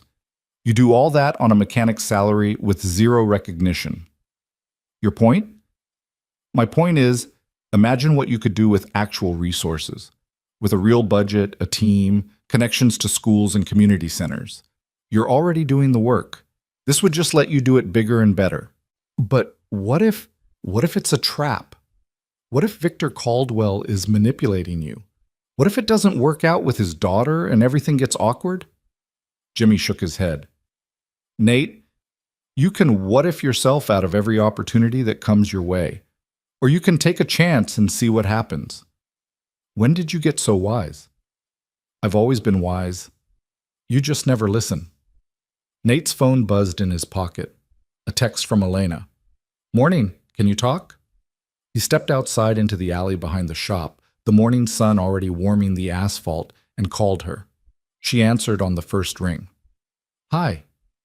"Hi yourself, everything okay?" "Define okay." Elena's voice carried a thread of tension. "My father spent breakfast listing all the reasons why I should be careful with you. My assistant just informed me that there's already gossip circulating about us among the board members. And I have 3 meetings today where I know people are going to ask intrusive questions. I'm sorry." "Don't be. I expected it. This is what happens when you're a Caldwell. Your private life becomes public property." She paused. "Have you thought about the job offer?" "I've thought about nothing else since yesterday." "And?" Nate leaned against the brick wall, watching a stray cat pick its way through the alley. "I want to say yes.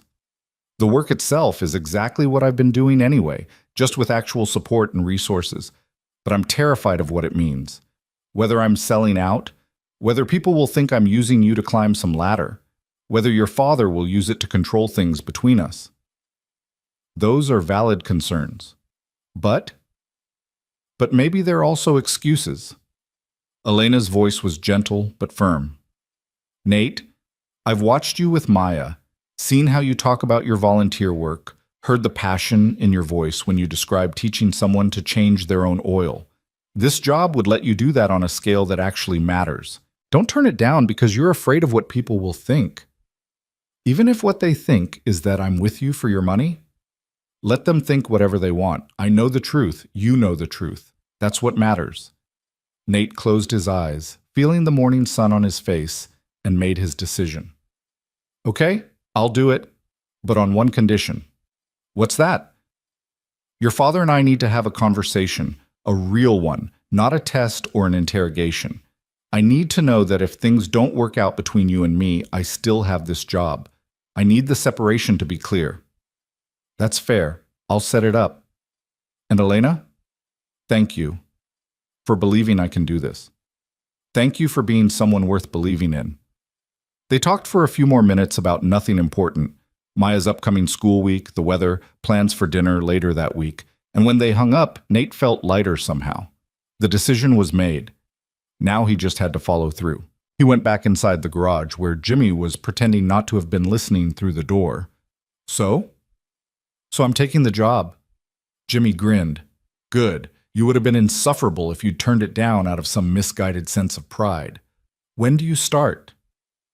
"I have no idea. I still need to have an actual conversation with Victor Caldwell about expectations and boundaries. Look at you negotiating with billionaires. Last week you were arguing with Mrs. Henderson about whether her check engine light was serious. It was serious. She needed a new oxygen sensor. My point exactly. You're too good for this place anyway." Nate looked around the garage, at the oil-stained floors, the ancient tools, the calendar from 2019 that no one had bothered to replace. It wasn't glamorous, but it had been home for 8 years. "I'm giving you 2 weeks' notice," he said. "Enough time to find someone else. Train them on your system. You don't have to? Yes, I do. You gave me a chance when I was 18 and barely knew which end of a wrench to use. The least I can do is leave you in a good position. Jimmy's expression softened. You're a good kid, Rowan, even if you are dating way out of your league. The rest of the day passed in a blur of routine maintenance and growing anticipation. Elena texted around noon to say she'd arranged a meeting with her father for that evening. Neutral ground, a restaurant downtown, just the three of them to discuss the position formally. At 6 o'clock, Nate found himself walking into Carmine's, an upscale Italian place that was significantly nicer than Marcello's, but less pretentious. Victor and Elena were already there, seated at a corner table that offered privacy without feeling hidden. Victor stood to shake Nate's hand, and there was something different in his demeanor, less CEO, more human. Mr. Rowan, thank you for coming. Thank you for meeting with me, sir. They sat, and a waiter appeared immediately with menus and water. Nate ordered the first thing he saw, chicken parmesan, while Victor and Elena ordered with the ease of people who'd eaten at places like this hundreds of times. My daughter tells me you want to discuss the position, Victor said once the waiter had left. I appreciate that. Shows you're thinking seriously about it. I am, sir. It's a significant opportunity, and I want to make sure we're clear on expectations before I accept. Go ahead. Ask whatever you need to ask. Nate took a breath, chose his words carefully. First, is this offer contingent on my relationship with Elena? If things don't work out between us, do I still have the job? Victor didn't hesitate. Yes. The position is yours based on your qualifications and passion for the work. My daughter's personal life is separate from business decisions. Second question, how much autonomy would I actually have? I don't want to be a figurehead while someone else makes the real decisions. If I'm going to do this, I need to actually do it, not just be a name on a program brochure. Fair question. Victor leaned back in his chair. The previous director had minimal autonomy because he had no vision and less passion. You, from what I've seen, have both. I'd expect regular reports, quarterly reviews, and approval for major expenditures. But day-to-day operations, curriculum development, community partnerships, that would be your domain. And the salary? $75,000 to start, with performance reviews every 6 months. Health benefits, retirement matching, standard corporate package. Nate tried not to react, but $75,000 was more than double what he made at the garage. It was the kind of money that meant his mother wouldn't have to work 2 jobs anymore. That meant he could actually save for the future instead of living paycheck to paycheck. That's very generous, sir. It's market rate for the position. Don't undersell yourself, Mr. Rowan. You're bringing skills and connections we desperately need. The food arrived, giving Nate a moment to process. Across the table, Elena was watching him with an expression he couldn't quite read, hope mixed with apprehension, like she was afraid he might still back out. One more question, Nate said. Why me? Really? You could hire someone with an MBA and corporate experience. Why a mechanic from a downtown garage? Victor set down his fork, and for the first time, Nate saw something genuine in his expression. Not the CEO mask, not the protective father, but the actual person underneath. Because my company has spent millions on community programs that don't work. We've hired consultants and analysts and people with impressive credentials who produce beautiful reports and 0 results. We're not connecting with the communities we're supposed to serve because we're sending people who've never actually lived in those communities. He paused, took a sip of wine. You, Mr. Rowan, live it. You know what it's like to choose between fixing your car and paying rent. You understand the barriers our target demographic faces because you've faced them yourself. And more than that, you care. Not because it looks good on a resume, but because you genuinely want to help people. David was like that, Elena said softly. My husband. He worked in nonprofit development, and he used to say that the best programs were run by people who understood struggle, not people who studied it. The mention of her late husband created a moment of quiet at the table, an acknowledgement of the ghost that would always be part of Elena's story. Your husband was right, Victor said, and I didn't appreciate him enough when he was alive. I thought ambition and business acumen were what mattered. I was wrong. It was as close to an apology as Nate suspected Victor Caldwell ever got, and from Elena's surprised expression, she thought so too. So do we have a deal? Victor extended his hand across the table. Nate looked at Elena, who nodded slightly, permission and encouragement wrapped into one gesture. Then he reached out and shook Victor's hand. We have a deal. When do I start? 2 weeks? That gives you time to wrap up at your current job and for us to set up your office, introduce you to the team. 2 weeks works. They finished dinner discussing logistics, office location, team structure, initial priorities. Victor was all business now, outlining expectations and resources with the efficiency of someone who'd built an empire on clear communication and defined goals. But underneath the business talk, Nate sensed something else. An olive branch extended, an acceptance offered. Victor might not fully approve of his daughter dating a mechanic, but he was choosing to trust her judgment. That meant something. As they left the restaurant, Elena pulled Nate aside while Victor took a call near the valet stand. How are you feeling? She asked. Terrified, excited, like I just agreed to jump off a cliff and hope there's water below. There's water, I promise. Elena smiled. And for what it's worth, I think you're going to be amazing at this. Even if I have no idea what I'm doing? Especially then. The best leaders are the ones who know they don't have all the answers and aren't afraid to ask for help. Victor finished his call and returned, and they stood together on the sidewalk while the valet brought around their respective vehicles, Victor's town car, Elena's SUV, and Nate's beat-up Civic, which looked increasingly ridiculous next to the luxury vehicles. Mr. Rowan, Victor said, welcome to Caldwell Motors. I'll have my assistant contact you tomorrow with paperwork and details. Thank you, sir. I won't let you down. I know you won't, because if you do, my daughter will never forgive me for suggesting this. Victor's lips twitched in what might have been a smile. And that's significantly more terrifying than any business failure. Elena rolled her eyes, but she was smiling too. Good night, Dad. Victor left in his town car, and then it was just Nate and Elena standing in the warm evening air, the city moving around them. Want to get coffee? Elena asked. There's a place 2 blocks from here that stays open late. Don't you need to get back to Maya?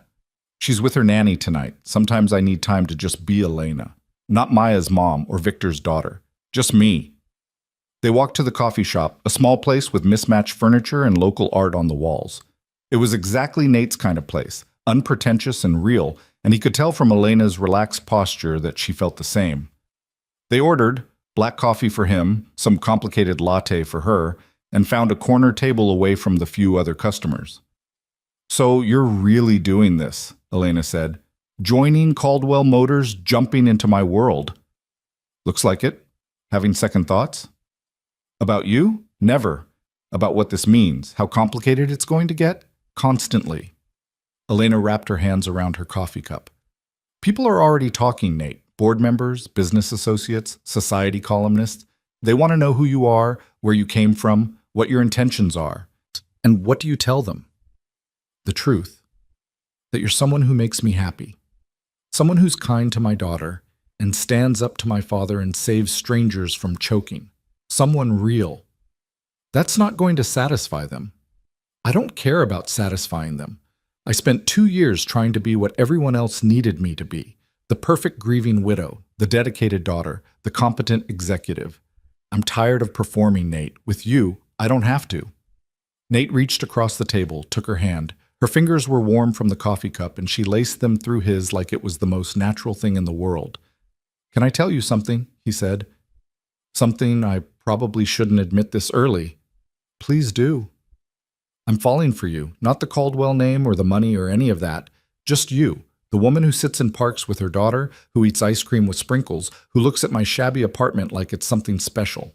I'm falling for you, and it terrifies me because we barely know each other, and this could all fall apart spectacularly. Elena's eyes shimmered with tears. I'm falling for you too, and you're right. It could fall apart, but it could also be wonderful, and I think it's worth finding out which. They sat there in the coffee shop for 2 more hours, talking about everything and nothing.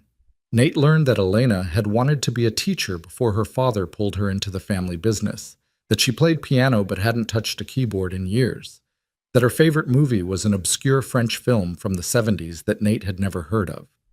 Elena learned that Nate had once dreamed of opening his own garage that specialized in teaching others, that he was terrible at cooking but excellent at grilling, that his mother had raised him on classic rock and he still knew every word to every Led Zeppelin song. They were learning each other piece by piece, building something fragile and precious in a corner of a coffee shop while the city hummed around them. When they finally left, the street was quieter, the businesses mostly closed. They walked slowly back toward the restaurant where their cars waited, neither quite ready for the evening to end. "Tomorrow night," Elena said as they reached her SUV, "come to dinner. At the mansion. Maya keeps asking when she'll see you again, and I think you've earned the right to experience family dinner with the Caldwells." "Is that a reward or a punishment?" "Both, probably." Elena smiled. "But I'd really like you there." "Then I'll be there." She kissed him then, soft and brief, but real. The first kiss, the one that made everything official and terrifying and wonderful all at once. "Good night, Nate Rowan." "Good night, Elena Caldwell." He drove home in a daze, barely registering the traffic or the route. His phone rang as he was climbing the stairs to his apartment, his mother calling at nearly midnight because she had some sixth sense about important moments in his life. "Did you take the job?" she asked without preamble. "Yes." "And the girl?" "We're falling for each other, Ma. It's fast and probably crazy, but it's real." His mother was quiet for a long moment. "Your father would be proud, you know, if he'd stuck around to see the man you became." It was rare for her to mention his father, the man who'd left when Nate was 7 and never looked back. But when she did, it was always in moments like this, when Nate needed to hear that he was nothing like the man who'd abandoned them. "I'm scared," Nate admitted. "What if I'm not good enough for this job? What if I mess it up? What if—" "Nathan Emmanuel Rowan, you listen to me. You have spent your entire life being more than good enough. You are kind and hardworking and honest to a fault. You save people from choking. You teach car maintenance to single mothers. You visit your elderly neighbors to make sure they're okay. You are enough. You have always been enough." "I love you, Ma." "I love you too, baby. Now get some sleep. You've got a new life starting." Nate lay in bed that night, staring at his ceiling, thinking about how drastically his life had changed in just 4 days. Last Thursday, he'd been a mechanic with no prospects and a humiliating story about a blind date gone wrong. Now he had a job with Caldwell Motors, a relationship with Elena, and a future that looked completely different than anything he'd imagined. It was terrifying. It was wonderful. It was exactly what he hadn't known he needed. The next 2 weeks passed in a blur of transition. Nate gave his notice at Martina's shop, trained his replacement, a young guy named Carlos who reminded Nate of himself at 18, and said goodbye to the garage that had been home for nearly a decade. His last day was bittersweet. The regular customers brought him cards and small gifts. Mrs. Chen cried and made him promise to visit. And Jimmy gave him an awkward hug and told him not to forget where he came from. "Like I could forget this place," Nate said, looking around the garage one last time. "Every good thing I learned about hard work and integrity, I learned here." "Yeah, well, don't get too fancy in your corporate office. You're still a grease monkey at heart. Always." During those 2 weeks, Nate also navigated the complicated waters of dating Elena Caldwell publicly. There were dinners at the mansion where Victor watched him with continued assessment, afternoons at the park with Maya, who decided Nate was now a permanent fixture in her life, and one memorable evening when photographers caught them leaving a movie theater and the photos ended up in a society column with speculation about the mystery man dating the Caldwell heir. Elena had warned him it would happen, but seeing his own face in a newspaper, poorly lit and looking uncomfortable, was surreal. "Welcome to my world," Elena had said when she'd called to apologize. "This is what I meant about complications. It's weird, but I'll survive it. The media will dig into your background, you know. They'll find out about your father leaving, your mother working 2 jobs, every embarrassing thing you've ever done. Then they'll find out I'm exactly who I said I was, a mechanic from a working-class family who got lucky enough to meet someone extraordinary." Elena had gone quiet on the other end of the phone, and when she spoke again, her voice was thick with emotion. "How are you so good at this?" "At what?" "At being okay with who you are, at not apologizing for your past or trying to be someone else." "Because the alternative is exhausting," Nate said simply. "I spent enough time in my 20s wishing I was someone different. It didn't change anything except make me miserable." His first day at Caldwell Motors arrived on a Monday that felt both monumental and ordinary. Nate wore the one suit he owned, purchased specifically for this occasion, and walked into the gleaming office building feeling like an imposter in business casual. Victor's assistant, a efficient woman named Margaret, met him in the lobby and gave him a tour that left his head spinning. The Caldwell Motors headquarters was massive. 15 floors of offices, design studios, testing facilities, and conference rooms. His office was on the 7th floor, modest but professional, with a window overlooking the city and a desk that was 3 times the size of his entire kitchen. "Mr. Caldwell will meet with you at 10, Margaret said. "Until then, I'll introduce you to your team." The team consisted of 4 people, 2 coordinators, a grant writer, and an administrative assistant. They looked at Nate with a mixture of curiosity and skepticism, clearly wondering what qualified a mechanic to run their department. Nate decided honesty was the best approach. "I know what you're thinking," he said at their first meeting. "Who is this guy, and why is he suddenly in charge?" "Fair question. The truth is, I have no corporate experience, no MBA, no fancy credentials. What I do have is 8 years of hands-on experience teaching automotive skills to people who need them most. I've run community workshops, volunteered with at-risk youth, and spent my career in the neighborhoods we're supposed to be serving." He paused, looking at each of them in turn. "I'm not here to replace what you've been doing. I'm here to make it real, to turn programs into actual impact, to build relationships instead of just writing reports. And I need your help to do that because you know this organization and I don't. So, are you in?" The silence lasted just long enough to make Nate nervous. Then Sarah, one of the coordinators, smiled. "I'm in. I've been pushing for more hands-on programming for 2 years. Maybe you're the person who can actually make it happen." The others agreed, cautiously but genuinely, and Nate felt his first exhale of relief. Maybe this wouldn't be a complete disaster after all. His meeting with Victor at 10 was brief and professional. They discussed quarterly goals, budget allocations, and expectations. Victor was all business, treating Nate like any other employee, which was exactly what Nate had needed. As he was leaving, Victor called after him. "Mr. Rowan?"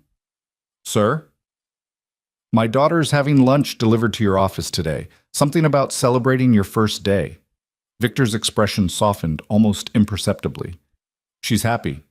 That matters to me more than you probably realize." "It matters to me too, sir." "I know it does. That's why you're here."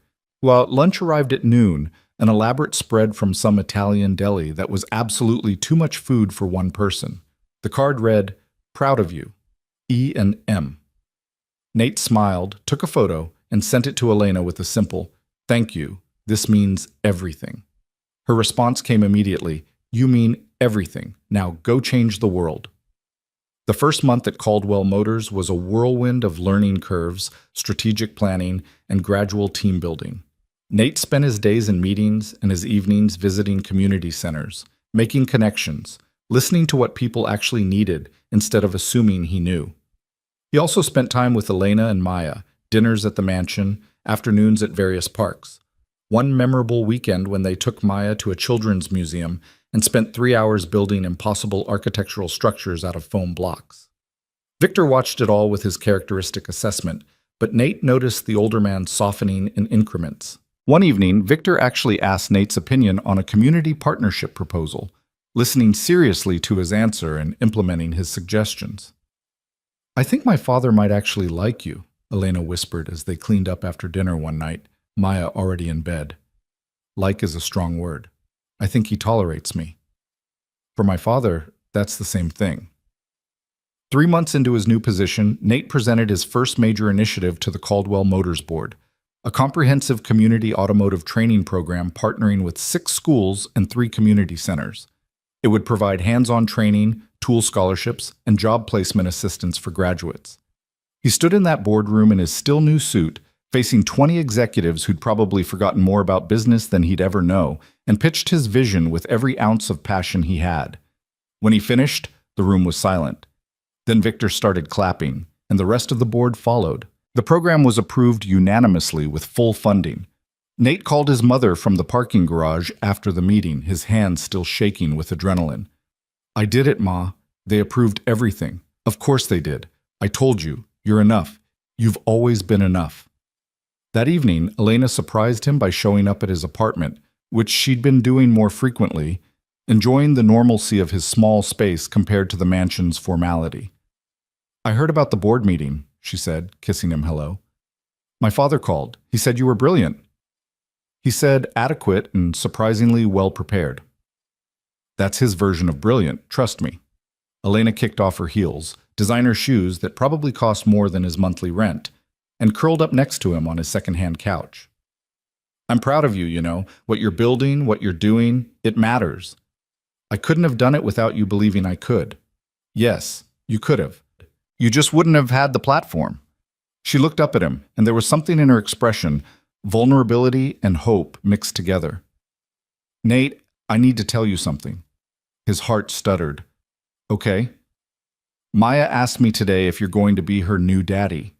The words hung in the air between them, loaded with meaning and possibility and terror. What did you tell her? Nate's voice came out rougher than intended. I told her that I didn't know, but that I hoped so. That you're someone special, someone who makes us both happy. Elena's hand found his. I know it's fast, I know we're still figuring this out, but Nate, I'm falling in love with you, completely, and Maya already loves you, and I think, if you're ready, if you want this, we could be something real. Not just dating, but actually building a life together. Nate pulled her closer, breathing in the scent of her perfume, feeling the solid reality of her against him. I love you, he said simply. I love you, and I love Maya, and I want everything you're offering. It terrifies me, and I have no idea if I'm ready, but I want it anyway. Elena's smile was radiant. Then let's figure it out together. They sat there in his modest apartment, planning a future that would have seemed impossible just months ago. A mechanic and a billionaire's daughter, choosing each other despite every reason it shouldn't work. But sometimes the best things were the ones that shouldn't work on paper, but did in reality. Sometimes love was simple, even when circumstances were complicated. Sometimes a prank became the beginning of everything that mattered. 6 months after that conversation in Nate's apartment, the Community Automotive Training Program launched with a ceremony that brought together everyone who'd made it possible.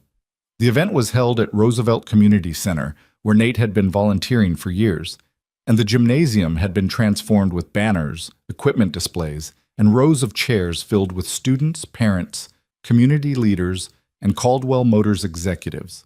Nate stood backstage, adjusting his tie for the third time, when Elena appeared beside him with Maya in tow. You're nervous, Elena observed. There are about 200 people out there, including your father, the mayor, and half the city's media. Why would I be nervous? Maya tugged on his sleeve. You'll do great, Nate. You always do great. He picked her up, marveling at how much she'd grown in the past months, how comfortable they'd become together. She called him Nate, not Dad. They'd decided that together, respecting David's memory while acknowledging the new reality they were building. But the love was there, uncomplicated and real. Thanks, kiddo. You gonna watch from the front row? Duh. Mommy saved us the best seats. Elena smiled, straightened his tie one final time, and kissed him gently. You've got this. Just be yourself. Margaret appeared, clipboard in hand. Mr. Rowan, they're ready for you. Nate took a deep breath, set Maya down, and walked onto the stage. The applause was immediate and warm. He saw faces he recognized, former customers from Martinez's shop, volunteers from the fire department, students from his weekend workshops. And there, in the front row, sat Elena and Maya next to Victor Caldwell, who was actually smiling. Good morning, Nate said into the microphone, his voice steadier than he felt. 6 months ago, I stood in a boardroom and pitched an idea that probably seemed crazy to a lot of people. A mechanic with no business degree, proposing to overhaul how Caldwell Motors approaches community engagement. I'm sure some of you thought I'd fail. Scattered laughter from the audience. The truth is, I thought I might fail too. But then I remembered why I wanted to do this in the first place. I remembered Mrs. Chen, who couldn't afford to take her car to a shop and was driving with bad brakes because she didn't know any better. I remembered the single mothers in my weekend workshops who cried when they learned they'd been overcharged hundreds of dollars for simple repairs. I remembered every person who felt powerless because they didn't have access to basic knowledge that could change their lives. He paused, looking out at the crowd. This program isn't about charity. It's about empowerment. It's about giving people the tools and knowledge to take control of one aspect of their lives. Because when you can fix your own car, when you understand what's under the hood, when you can't be taken advantage of by unscrupulous mechanics, that's freedom. That's dignity. The applause built, and Nate felt his confidence grow. Today, we're launching partnerships with 6 schools and 3 community centers. We're providing scholarships for tools and supplies. We're connecting graduates with job placement programs at local garages and shops. But most importantly, we're building relationships, real, sustained connections with communities that have been overlooked for too long. He gestured to the equipment displays around the room. None of this would exist without the support of Caldwell Motors, the vision of Victor Caldwell, and the dedication of my incredible team. But it also wouldn't exist without the communities themselves, the people who told us what they needed instead of what we thought they needed. Maya's voice suddenly cut through the gymnasium. "That's my Nate!" The entire audience turned to look at the 5-year-old standing on her chair, pointing proudly at the stage. Elena tried to pull her down, mortified, but the crowd erupted in laughter and louder applause. Nate grinned, feeling the tension break. And that's Maya, who reminds me daily why this work matters. Because we're not just teaching automotive skills, we're showing kids like her that people from different worlds can come together, that opportunities exist for everyone, that kindness and knowledge can change everything. He wrapped up his speech with practical details about enrollment and program logistics, then introduced the mayor, who gave a mercifully brief speech about public-private partnerships. Victor spoke next, surprising everyone by praising Nate's leadership and dedication in terms that were almost effusive by his standards. After the ceremony, the crowd mingled while students and their families toured the equipment and met the instructors. Nate found himself surrounded by people wanting to thank him, ask questions, or share their own stories of struggle with car repairs and predatory mechanics. His mother appeared through the crowd, her eyes bright with tears. She'd taken the day off from both her jobs to be here, wearing the dress Nate had bought her for Christmas. "Nathan," she whispered, pulling him into a fierce hug. "I am so proud of you.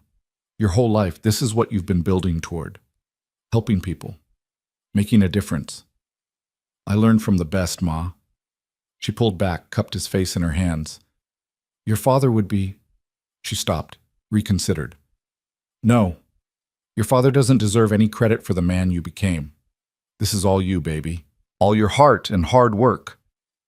Victor Caldwell appeared beside them, and Nate saw his mother straighten slightly, intimidated by the billionaire CEO despite herself. "Mrs. Rowan," Victor said, extending his hand, "it's a pleasure to finally meet you. Your son speaks of you often." "Mr. Caldwell, thank you for this opportunity, for believing in Nathan. I should thank you for raising someone with his integrity and passion. Those qualities can't be taught in business school." Victor glanced at Nate. "You should know, the board voted this morning to expand the program to 10 additional locations next year.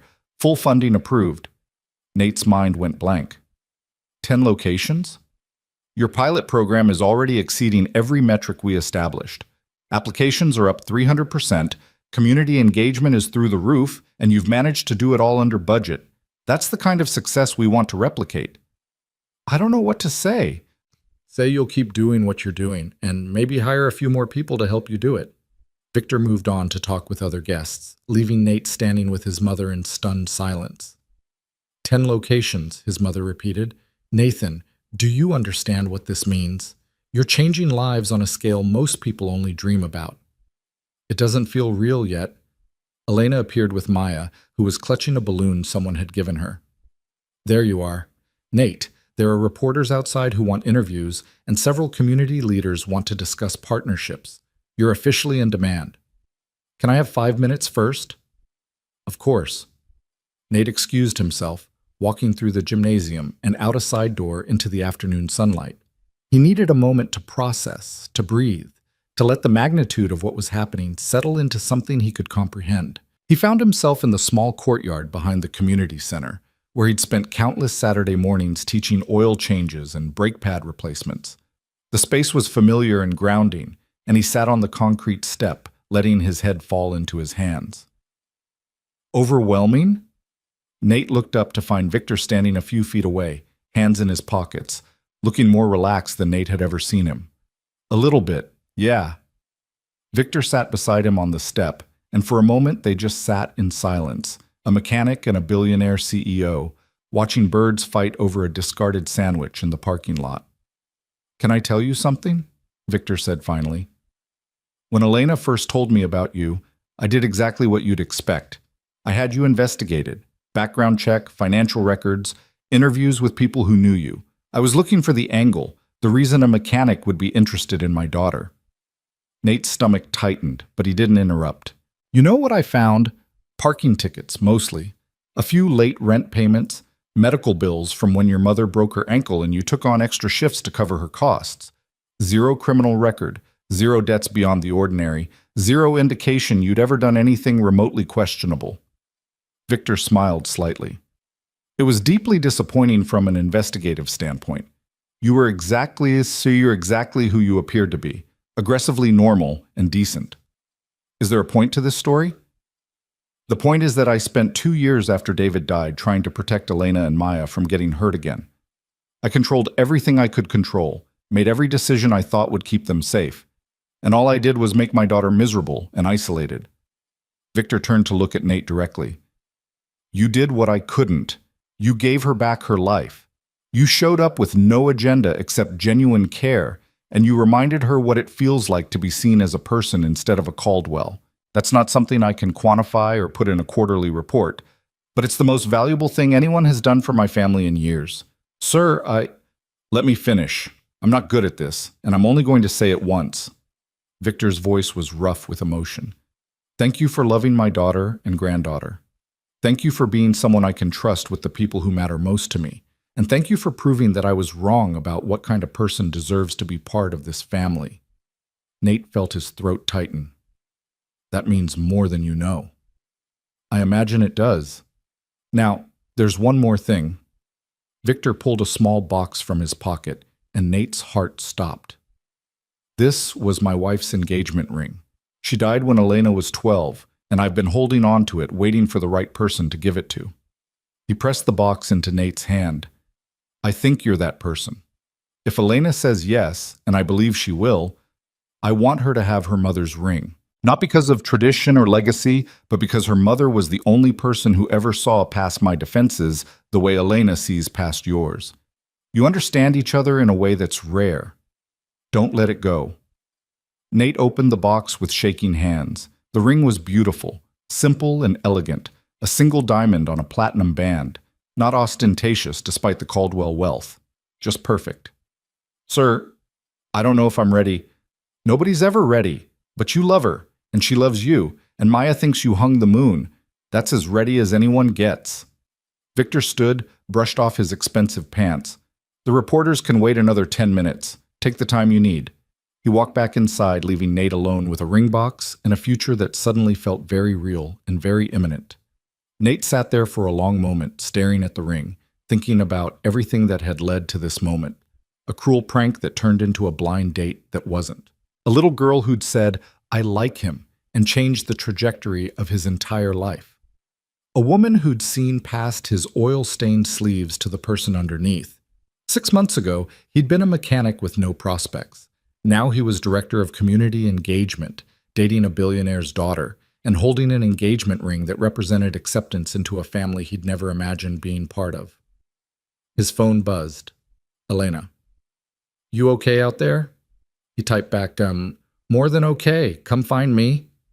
She appeared 2 minutes later, slipping through the door into the courtyard, and Nate's breath caught the way it always did when he saw her. Even in simple clothes, even without trying, she was the most beautiful thing in his world. "Everything all right?" she asked, sitting beside him. "Your father just gave me your mother's engagement ring." Elena's eyes went wide. "He what?" Nate showed her the box, watched her expression transform from shock to tears to something that looked like joy and grief mixed together. "I never thought he'd give this to anyone," she whispered, touching the ring gently. "He's kept it locked away for 20 years. He said, I'm the right person, that you and I understand each other the way he and your mother did." "We do." Elena looked at him, tears streaming down her face. Nate, we absolutely do. I'm not proposing right now, Nate said quickly. This isn't the moment. You're crying. There are 200 people inside. Maya's running around with a balloon. But Elena, I want to. Soon. I want to ask you to marry me, to be Maya's stepfather, to build a life together that's messy and complicated and wonderful. Yes. I didn't ask yet. I'm saying yes anyway. Now, later, whenever you officially ask, yes. 1,000 times, yes. Elena laughed through her tears. I don't need a perfect moment or a grand gesture. I just need you choosing us every single day. Nate kissed her then, gentle and sure, tasting salt from her tears and feeling the certainty settle into his bones. This was right. All of it. The job, the family, the future they were building together. When they finally pulled apart, Elena rested her forehead against his. Can we tell Maya? Not yet. Let me do this properly. Plan something, ask her permission first, then ask you officially. She's going to lose her mind with excitement. I'm counting on it. They sat together in the courtyard for a few more minutes, holding hands, making quiet plans, until Maya's voice echoed from inside. Where are they? I want to show Nate my balloon. That's our cue, Elena said, standing and pulling Nate up with her. They walked back inside together, and Nate slipped the ring box into his pocket, feeling its weight like a promise. The rest of the afternoon passed in a blur of interviews, handshakes, and celebration. The local news covered the program launch, and Nate found himself explaining his vision to reporters who seemed genuinely interested in the human story behind the corporate initiative. By evening, when the crowd finally dispersed and the cleanup was complete, Nate was exhausted but energized. His team was already planning the next phase, the applications were pouring in, and the future looked brighter than he'd ever imagined possible. 2 weeks later, on a Saturday morning, Nate took Maya to the park, just the two of them, while Elena attended a board meeting she couldn't miss. They went to their usual playground, the one where Maya had first pointed at him and said, I like him, and Nate pushed her on the swings while gathering his courage. Maya, can I talk to you about something important? Sure. She dragged her feet to stop the swing. What is it? Nate knelt down so they were eye level. You know how I've been spending a lot of time with you and your mom? Yeah, you're at our house like every day now. Right, and you know how much I care about both of you? Maya's eyes narrowed suspiciously. Are you going away? Because Sophie's uncle went away and now she only sees him on holidays and she's really sad about it. No, the opposite, actually. Nate took a deep breath. I want to ask your mom to marry me. That means I'd be around all the time, officially part of your family. But I need to know if that's okay with you first. Maya was silent for a long moment, her expression serious in the way only children could be when processing big information. Would you be my new daddy? I'd be your stepdad. Your real dad was David, and he loved you very much. Nothing will ever change that. But I'd be someone else who loves you and helps take care of you and is there for all the important stuff. Like birthday parties and school plays? Exactly like that. And you'd live with us? In the big house? If your mom says yes, then yeah, we'd all live together. Maya considered this, swinging her legs back and forth. Would you still teach me about cars? Absolutely, that's non-negotiable. And would you still make funny faces when you think broccoli is gross? Nate laughed. I can't promise I'll ever like broccoli, so yes. Okay then, you can marry Mommy. Maya threw her arms around his neck. But you have to promise you won't leave like my first daddy did, even though he didn't mean to. Nate held her tight, feeling the weight of that promise. I promise, kiddo. I'm not going anywhere. You're stuck with me. Good. Can we get ice cream now? Sure. But Maya? Don't tell your mom yet, okay? I want to surprise her. Maya nodded solemnly. I'm very good at keeping secrets. Sophie told me she likes Jason in our class, and I didn't tell anyone except my stuffed elephant, and he can't talk, so it doesn't count. Perfect. You're the best secret keeper I know. They got ice cream, rainbow with sprinkles for Maya, chocolate for Nate. And when they returned to the mansion later, Maya ran to her room without giving anything away. Nate found Elena in her office, surrounded by paperwork, looking tired but beautiful. "How was the board meeting?" he asked. "Long, tedious, full of men who loved the sound of their own voices." She stood, stretching. "How was the park?" "Good. Important, actually." "Oh?" Nate closed the office door, suddenly nervous despite having planned this moment for days. "Elena Caldwell, I need to ask you something." She turned to face him fully, and he saw the moment she understood, her eyes going wide, one hand coming up to cover her mouth. "I'm not rich," Nate said, pulling the ring box from his pocket. "I can't offer you fancy vacations or designer clothes or any of the things you're used to. What I can offer is showing up every single day, loving you and Maya with everything I have, building a life that's real and messy, and ours." He opened the box, revealing her mother's ring. "Your father gave me this because he thinks I'm worthy of his family, but the only opinion that matters is yours. Elena, will you marry me? Will you let me be Maya's stepdad, your husband, and the luckiest man alive?" Elena was crying again, nodding before she could even speak. "Yes, yes, absolutely yes." Nate slipped the ring onto her finger, a perfect fit, like it had been waiting for her all along, and kissed her while she laughed and cried simultaneously. "I asked Maya first," he said when they pulled apart. "Got her permission. She said yes, but only if I promised to keep making faces at broccoli." "That sounds like her." Elena looked at the ring on her finger, turning her hand to catch the light. "My mother's ring. I can't believe my father gave this to you. He said we understand each other the way he and your mother did." "We do. God, Nate, we really do." Maya burst through the door at that moment, unable to contain herself any longer. "Did you ask her? Did she say yes? Can I tell Grandpa now?" "You knew?" Elena laughed, scooping her daughter up. "You little sneak! Nate made me promise not to tell. It was so hard." "You did great, kiddo," Nate said. "Best secret keeper ever." "So we're a family now? Like, official?" Elena and Nate exchanged a look, and he saw his own hope and joy reflected back at him. "Yeah, Maya," Elena said softly. "We're officially a family now." They told Victor that evening over dinner, and his reaction was exactly what Nate had come to expect, controlled emotion expressed through practical statements. "About time," Victor said, shaking Nate's hand. "I was beginning to think you'd never get around to it. Margaret has been placing bets in the office pool. She'll be pleased she won." "There's an office pool about my engagement." "There's an office pool about everything. That's what happens when you date the boss's daughter publicly." Victor turned to Elena. "Your mother would be happy. She always said I'd approve of your choice when I finally stopped being an idiot about class and money." "She was right," Elena said, kissing her father's cheek. "About everything." The engagement was announced 2 weeks later, and the response was exactly what Nate had feared and expected. Society columnists had opinions about the mechanic marrying into the Caldwell fortune.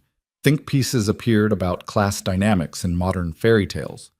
Photographers camped outside Nate's apartment building until he officially moved into the mansion, making his studio space redundant. But through it all, Nate kept showing up, to work, to dinner with Elena and Maya, to volunteer shifts at the community center. He refused to become someone else just because his circumstances had changed. He was still the guy who saved Mrs. Chen money on repairs, who taught weekend workshops, who made faces at broccoli. The wedding was planned for spring, 6 months after the engagement, in the garden of the Caldwell mansion. Elena wanted something intimate, just family and close friends, nothing ostentatious.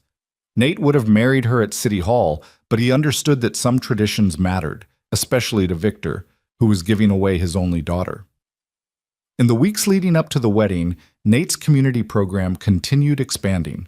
The 10 additional locations opened, enrollment tripled, and the first group of students graduated with job offers already secured. Local news ran a feature about the program's success, interviewing graduates who spoke about how learning automotive skills had changed their lives, given them confidence and opportunities they'd never had before. Nate watched the segment from his office, surrounded by his team, and felt the satisfaction of work that truly mattered. "You did this," Sarah said, pointing at the screen. "All of this happened because you believed it could." "We did this," Nate corrected. "Every single person in this room made this possible." But he knew what she meant. Sometimes one person's vision and persistence could create ripples that touched hundreds of lives. He'd learned that from his mother, from the community organizers who'd inspired his volunteer work, and now he was passing it forward. The night before the wedding, Nate's mother stayed at the mansion, Victor's invitation offered with his characteristic gruff kindness. She'd never seen anything like the house, had walked through it with wide eyes and quiet amazement. "Nathan, I can't believe this is going to be your home," she said as they sat in the garden together, the space already decorated for tomorrow's ceremony. "I still don't believe it sometimes. I wake up and think I'm going to be back in my studio apartment, that all of this was some elaborate dream. But it's real." "But it's real," he agreed. "Ma, I need to thank you for everything, for raising me to believe kindness matters, for showing me what hard work looks like, for never making me feel like we were less than anyone else just because we had less money." His mother's eyes filled with tears. "You were always enough, baby. Always. I just wish your father had stuck around long enough to see the man you became. His loss. I had you, and that was more than enough." They sat in comfortable silence, watching the sun set over the manicured gardens, and Nate thought about how far he'd come from that humiliating Friday night 6 months ago. The cruel prank that had sent him to a restaurant alone had somehow led to this: a family, a career that mattered, a future that looked nothing like what he'd imagined, but everything he'd needed. The wedding day arrived with perfect spring weather, clear skies, gentle breeze, everything conspiring to create the ideal setting. Nate stood at the altar in a suit that actually fit, his mother in the front row dabbing at her eyes, Victor beside her looking proud and emotional in equal measure. Then the music started, and Maya appeared first, walking down the aisle in a purple dress that she'd insisted on because purple is the best color and everyone should know it. She took her role as flower girl very seriously, distributing petals with the precision of someone performing surgery. And then Elena appeared, and Nate forgot how to breathe. She wore a simple white dress, her hair loose around her shoulders, carrying wildflowers instead of an elaborate bouquet. She looked like herself, not a Caldwell heir, not a billionaire's daughter, just Elena, the woman who'd sat with a stranger in a restaurant and changed his entire life. Victor walked her down the aisle, and when he placed Elena's hand in Nate's, he whispered, "Take care of my girls." "With everything I have," Nate promised. The ceremony was brief and perfect. They'd written their own vows, and when it was Nate's turn to speak, he looked at Elena and said simply, "6 months ago, I was supposed to be the victim of a joke. Instead, I found my purpose. You and Maya showed me that family isn't about money or status or where you come from. It's about showing up, about choosing each other every day, about building something real together. I promise to keep showing up, every single day for the rest of our lives." Elena was crying, but she smiled through the tears. "You saved a man from choking the night we met. But what I didn't know then was that you were going to save me too, from isolation, from going through the motions, from forgetting what it feels like to be truly seen. You gave me back my life, Nate Rowan. And I promise to spend the rest of mine making sure you know how extraordinary you are." Maya, standing beside them as junior bridesmaid, whispered loudly, "Can you kiss now? I want cake." The guests erupted in laughter, and the officiant smiled. "I now pronounce you husband and wife. You may kiss your bride." And Nate did, holding Elena close while their friends and family applauded, and Maya tugged on his sleeve asking about cake. The reception was everything a wedding should be: joy and laughter, terrible dancing, and heartfelt toasts. Victor gave a speech that made everyone cry, talking about second chances and unexpected blessings.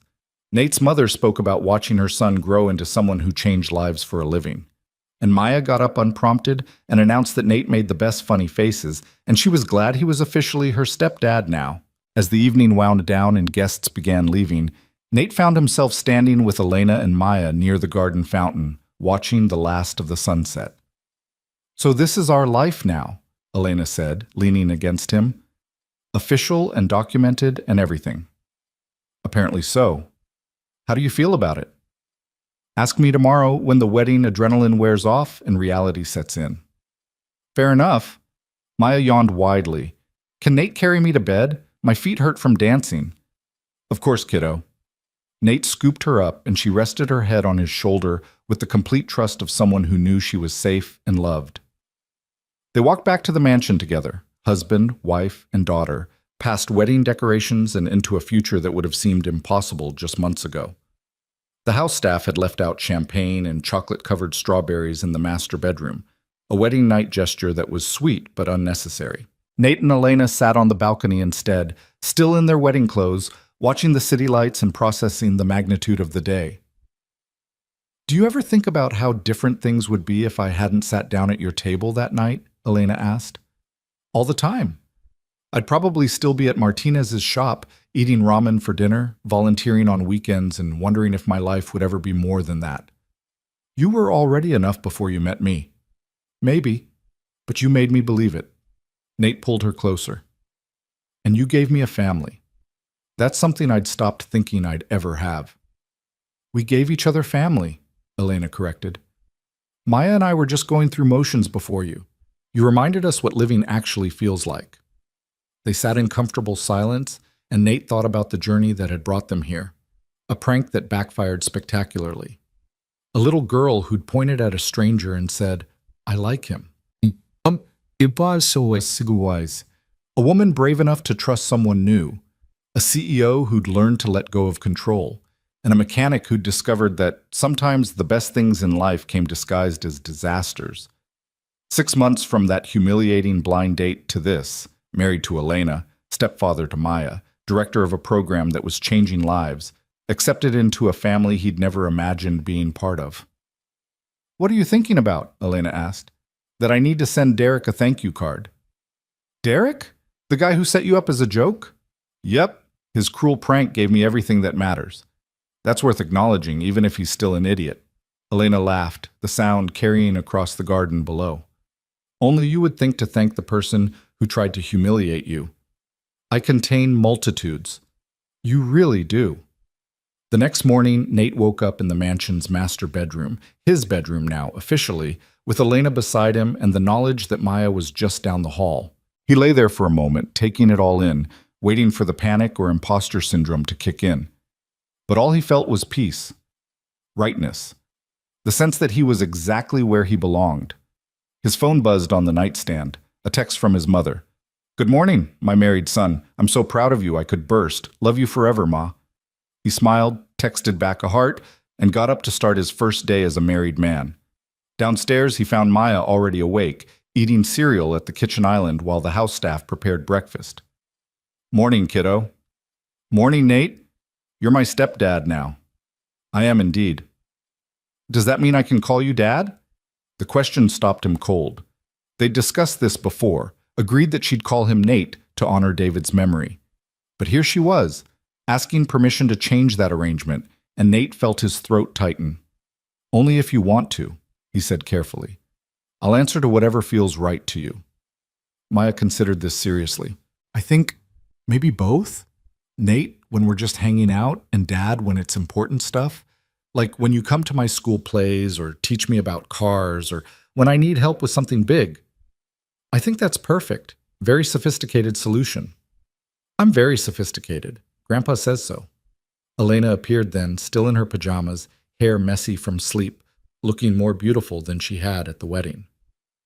"Morning, family," she said, kissing Maya's head, then Nate's cheek. "What did I miss?" "Maya and I just negotiated naming conventions." "Sounds official." "It was very official," Maya confirmed. "I used big words and everything." They ate breakfast together, the first of countless breakfasts they'd share as a family, and Nate marveled at how normal it felt. Yes, they were eating in a mansion with staff preparing food and a security detail outside. But they were also just a family starting their day, talking about nothing important, existing in the comfortable rhythm of people who'd chosen each other. Over the following months, life settled into a pattern that was both extraordinary and wonderfully ordinary. Nate continued expanding his community program, now coordinating with 15 locations across the city. Elena gradually reduced her role at Caldwell Motors, focusing instead on nonprofit work that she found more fulfilling. And Maya thrived in school, telling everyone who'd listen about her stepdad who taught her about engines and made her mom laugh again. Victor remained a constant presence, less controlling than he'd been, but still protective in his own way. He and Nate had developed an unlikely friendship built on mutual respect and shared love for Elena and Maya. They met for lunch monthly, ostensibly to discuss business, but really just to talk. Two men from completely different worlds finding common ground in family. One evening, nearly a year after the wedding, Nate found himself back at Roosevelt Community Center for a graduation ceremony. 30 students were completing the automotive program, each one representing a life changed, an opportunity created, a future made possible. As he handed out certificates and shook hands, Nate recognized several faces from his old weekend workshops, people who'd taken that first step toward learning and had transformed it into careers. After the ceremony, a young woman approached him, maybe 19, with a certificate in hand and tears in her eyes. "Mr. Rowan, I just wanted to thank you. I was working 3 part-time jobs before this program, barely making rent, no idea how to get ahead. Now I have a full-time position at Morrison's Auto, health insurance, and I'm saving for community college. This changed my life." Nate felt his own eyes sting. "You changed your life. I just provided the tools." "You provided hope," she corrected. "You made me believe someone like me could do this." After she walked away, Elena appeared beside him. She'd been in the audience with Maya, who was now talking excitedly with the other kids present. "That never gets old, does it?" Elena said, watching the graduates celebrate. "Knowing you made a real difference." "No, never." Nate pulled her close. "Thank you for making this possible, for believing I could do it. You were always going to do something like this. I just happened to be there when the opportunity presented itself. You were always going to save me from that restaurant. I just happened to look pathetic enough for a 5-year-old to take pity on me." Elena laughed. "Maya claims full credit for our relationship, you know. She tells everyone at school that she found you first. She's not wrong." They watched Maya across the room, animated and happy, showing another kid her latest drawing of what she claimed was a very accurate depiction of a car engine. "We should probably tell her," Elena said quietly. "Tell her what?" "That she's going to be a big sister." Nate froze. "What?" Elena smiled, nervous and excited. "I found out this morning I'm pregnant, about 6 weeks along." The gymnasium seemed to tilt, then steady. Nate pulled Elena into a hug that was probably too tight, but he couldn't help it. "We're having a baby?" "We're having a baby." "When were you going to tell me?" "Right now, apparently. I was going to wait until tonight, do something romantic, but then I saw you with those graduates, and I couldn't keep it in anymore." Nate laughed, overwhelmed with joy. "Maya's going to lose her mind. Completely. Should we tell her now or wait?" "Now. Definitely now. I can't keep this secret for 5 minutes, let alone days." They called Maya over, and Nate knelt down so he was eye level with her. "Hey kiddo, we have some news." "What kind of news? Good news or eat your vegetables news?" "Good news. Very good news." Nate glanced at Elena, who nodded encouragement. "You're going to be a big sister. Your mom and I are having a baby." Maya's eyes went so wide they looked like they might fall out of her head. "A baby? Like a real actual baby?" "A real actual baby. Ah!" Maya's shriek of excitement echoed through the gymnasium, causing everyone to turn and stare. She launched herself at both of them, and they caught her in a group hug while she bounced with uncontainable joy. "Can I name it? Can I teach it about cars? Will it sleep in my room? Can we get a puppy too, since we're already getting a baby?" "One thing at a time," Elena said, laughing through happy tears. "But yes, you can definitely help teach them about cars. This is the best day ever. Better than ice cream day at school. Better than the zoo. Better than everything." They stood there in the middle of the community center, a family of 3 about to become 4, while graduates celebrated around them and the future stretched out bright and full of possibility.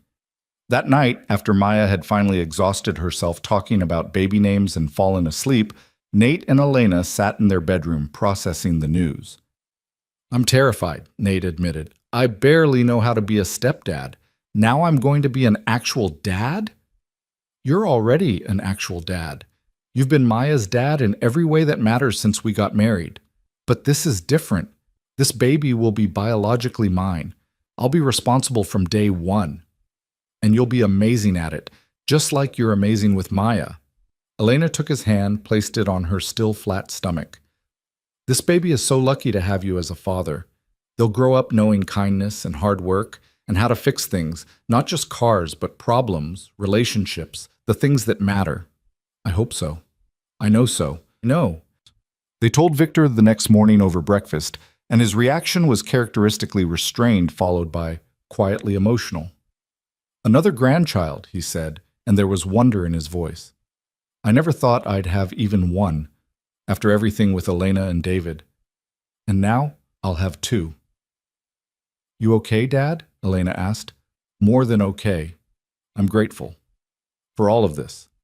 For you, for Nate, for Maya, for this new baby. For second chances I didn't know I needed.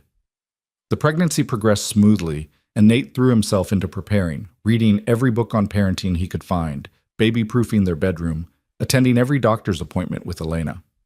Maya appointed herself the baby's official big sister and protector, talking to Elena's growing belly and making elaborate plans for all the things she'd teach her new sibling. 5 months into the pregnancy, they found out they were having a boy. Maya was ecstatic. She'd already decided on the name Daniel, after her favorite character in a book series she loved.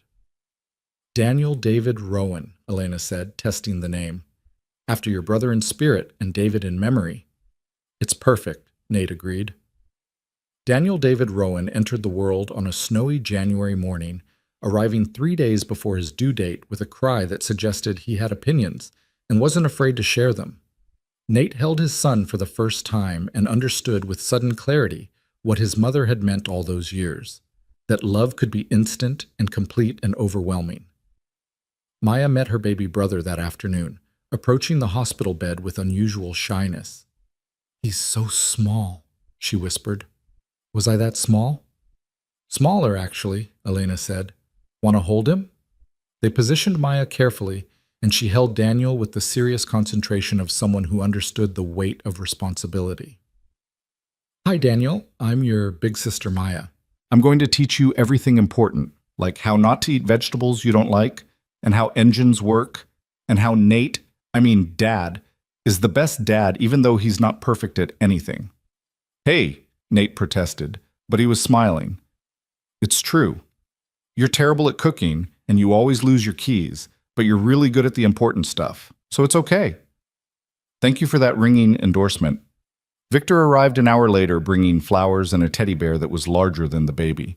He held his new grandson with the careful tenderness of someone who'd forgotten what it felt like to hold something so small and fragile.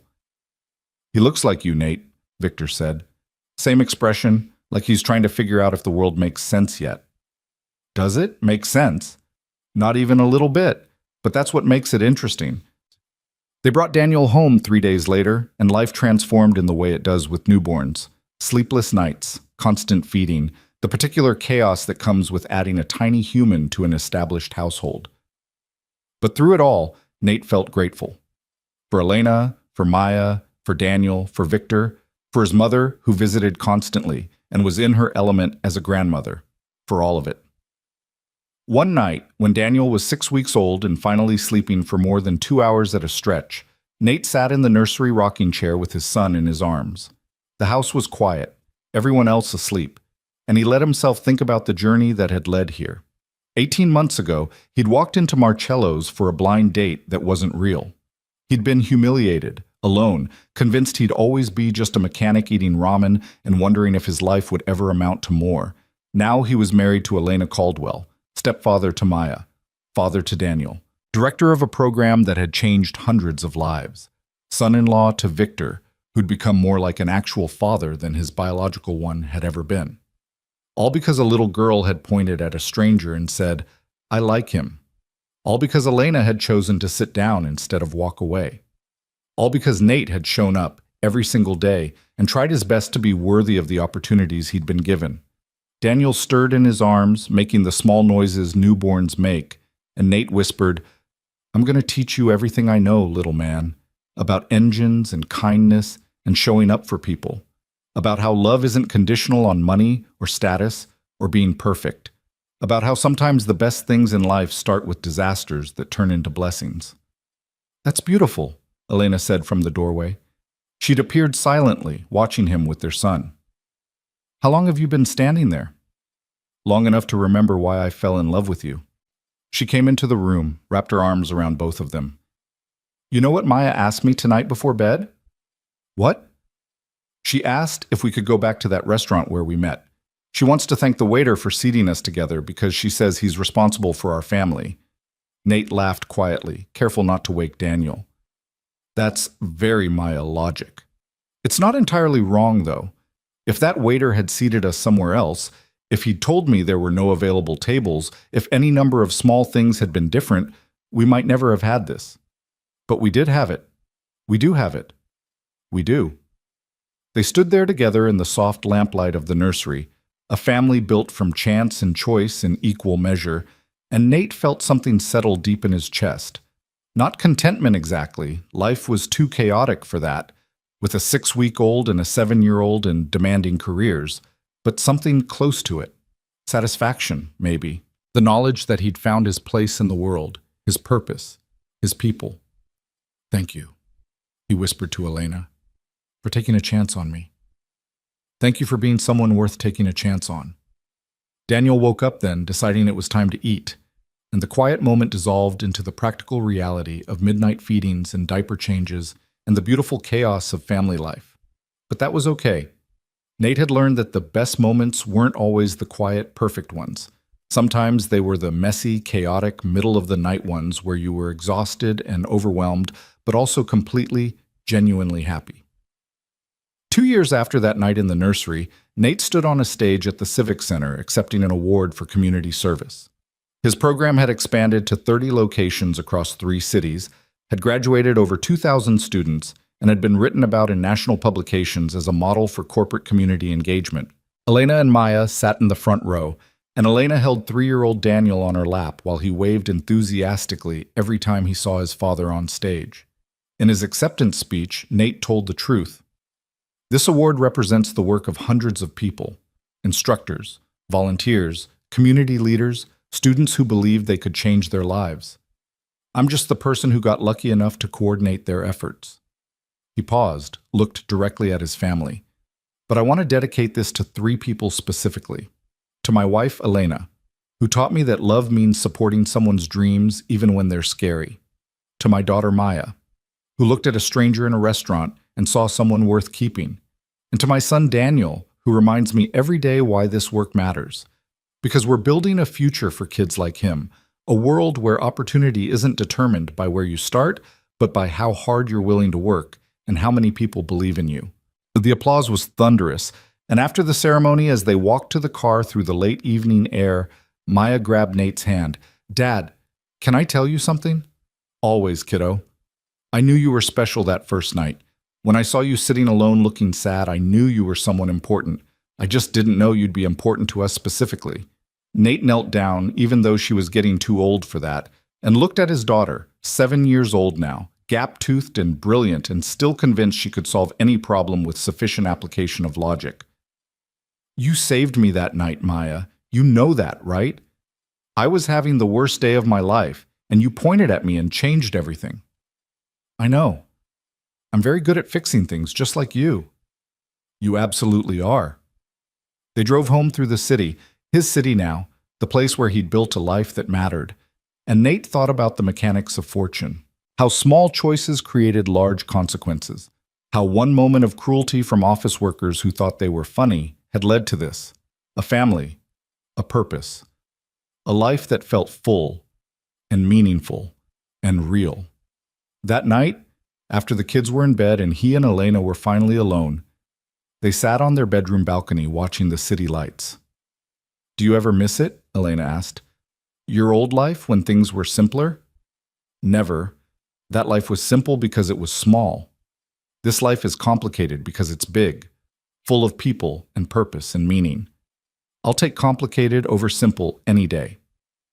Even when Daniel won't sleep and Maya has homework drama and Victor is being difficult and work is overwhelming? Especially then. Because that means I have a family, Elena. That means I matter to people, and people matter to me. Do you know how long I went thinking I'd always be alone? That I'd missed my chance at this kind of life? I know exactly how that feels, Elena said quietly. After David died, I thought I was done. One great love, one terrible loss, and then just existing for Maya's sake. I never expected to feel this way again. But you do? But I do. Completely and terribly and wonderfully. They sat in comfortable silence, and somewhere in the house, Daniel cried out in his sleep. Nate stood automatically, ready to go check on him, but Elena pulled him back down. He's okay, just dreaming. Give him a minute. Sure enough, the crying stopped, and peace returned. We did good, Nate said, with this life we built. We did better than good. We did extraordinary. From a blind date that wasn't real. From a little girl who said, I like him. From you choosing to sit down instead of walking away. From you showing up, Elena finished. Every single day since then, showing up and being exactly who you are. Daniel cried again, more insistent this time, and they both stood to go check on him. As they walked down the hallway together, husband and wife, partners in every sense, Nate felt the weight of gratitude settle around him like a blanket. They'd built something real from the wreckage of a cruel prank. They'd created family from unlikely circumstances. They'd proven that love didn't require perfect conditions or ideal timing or similar backgrounds. Sometimes love just required showing up, being honest, and choosing each other every single day. The rest was just details. And as Nate picked up his crying son and felt Elena's hand on his shoulder and heard Maya call out from her room asking if everyone was okay, he knew with absolute certainty that he'd gotten the details exactly right.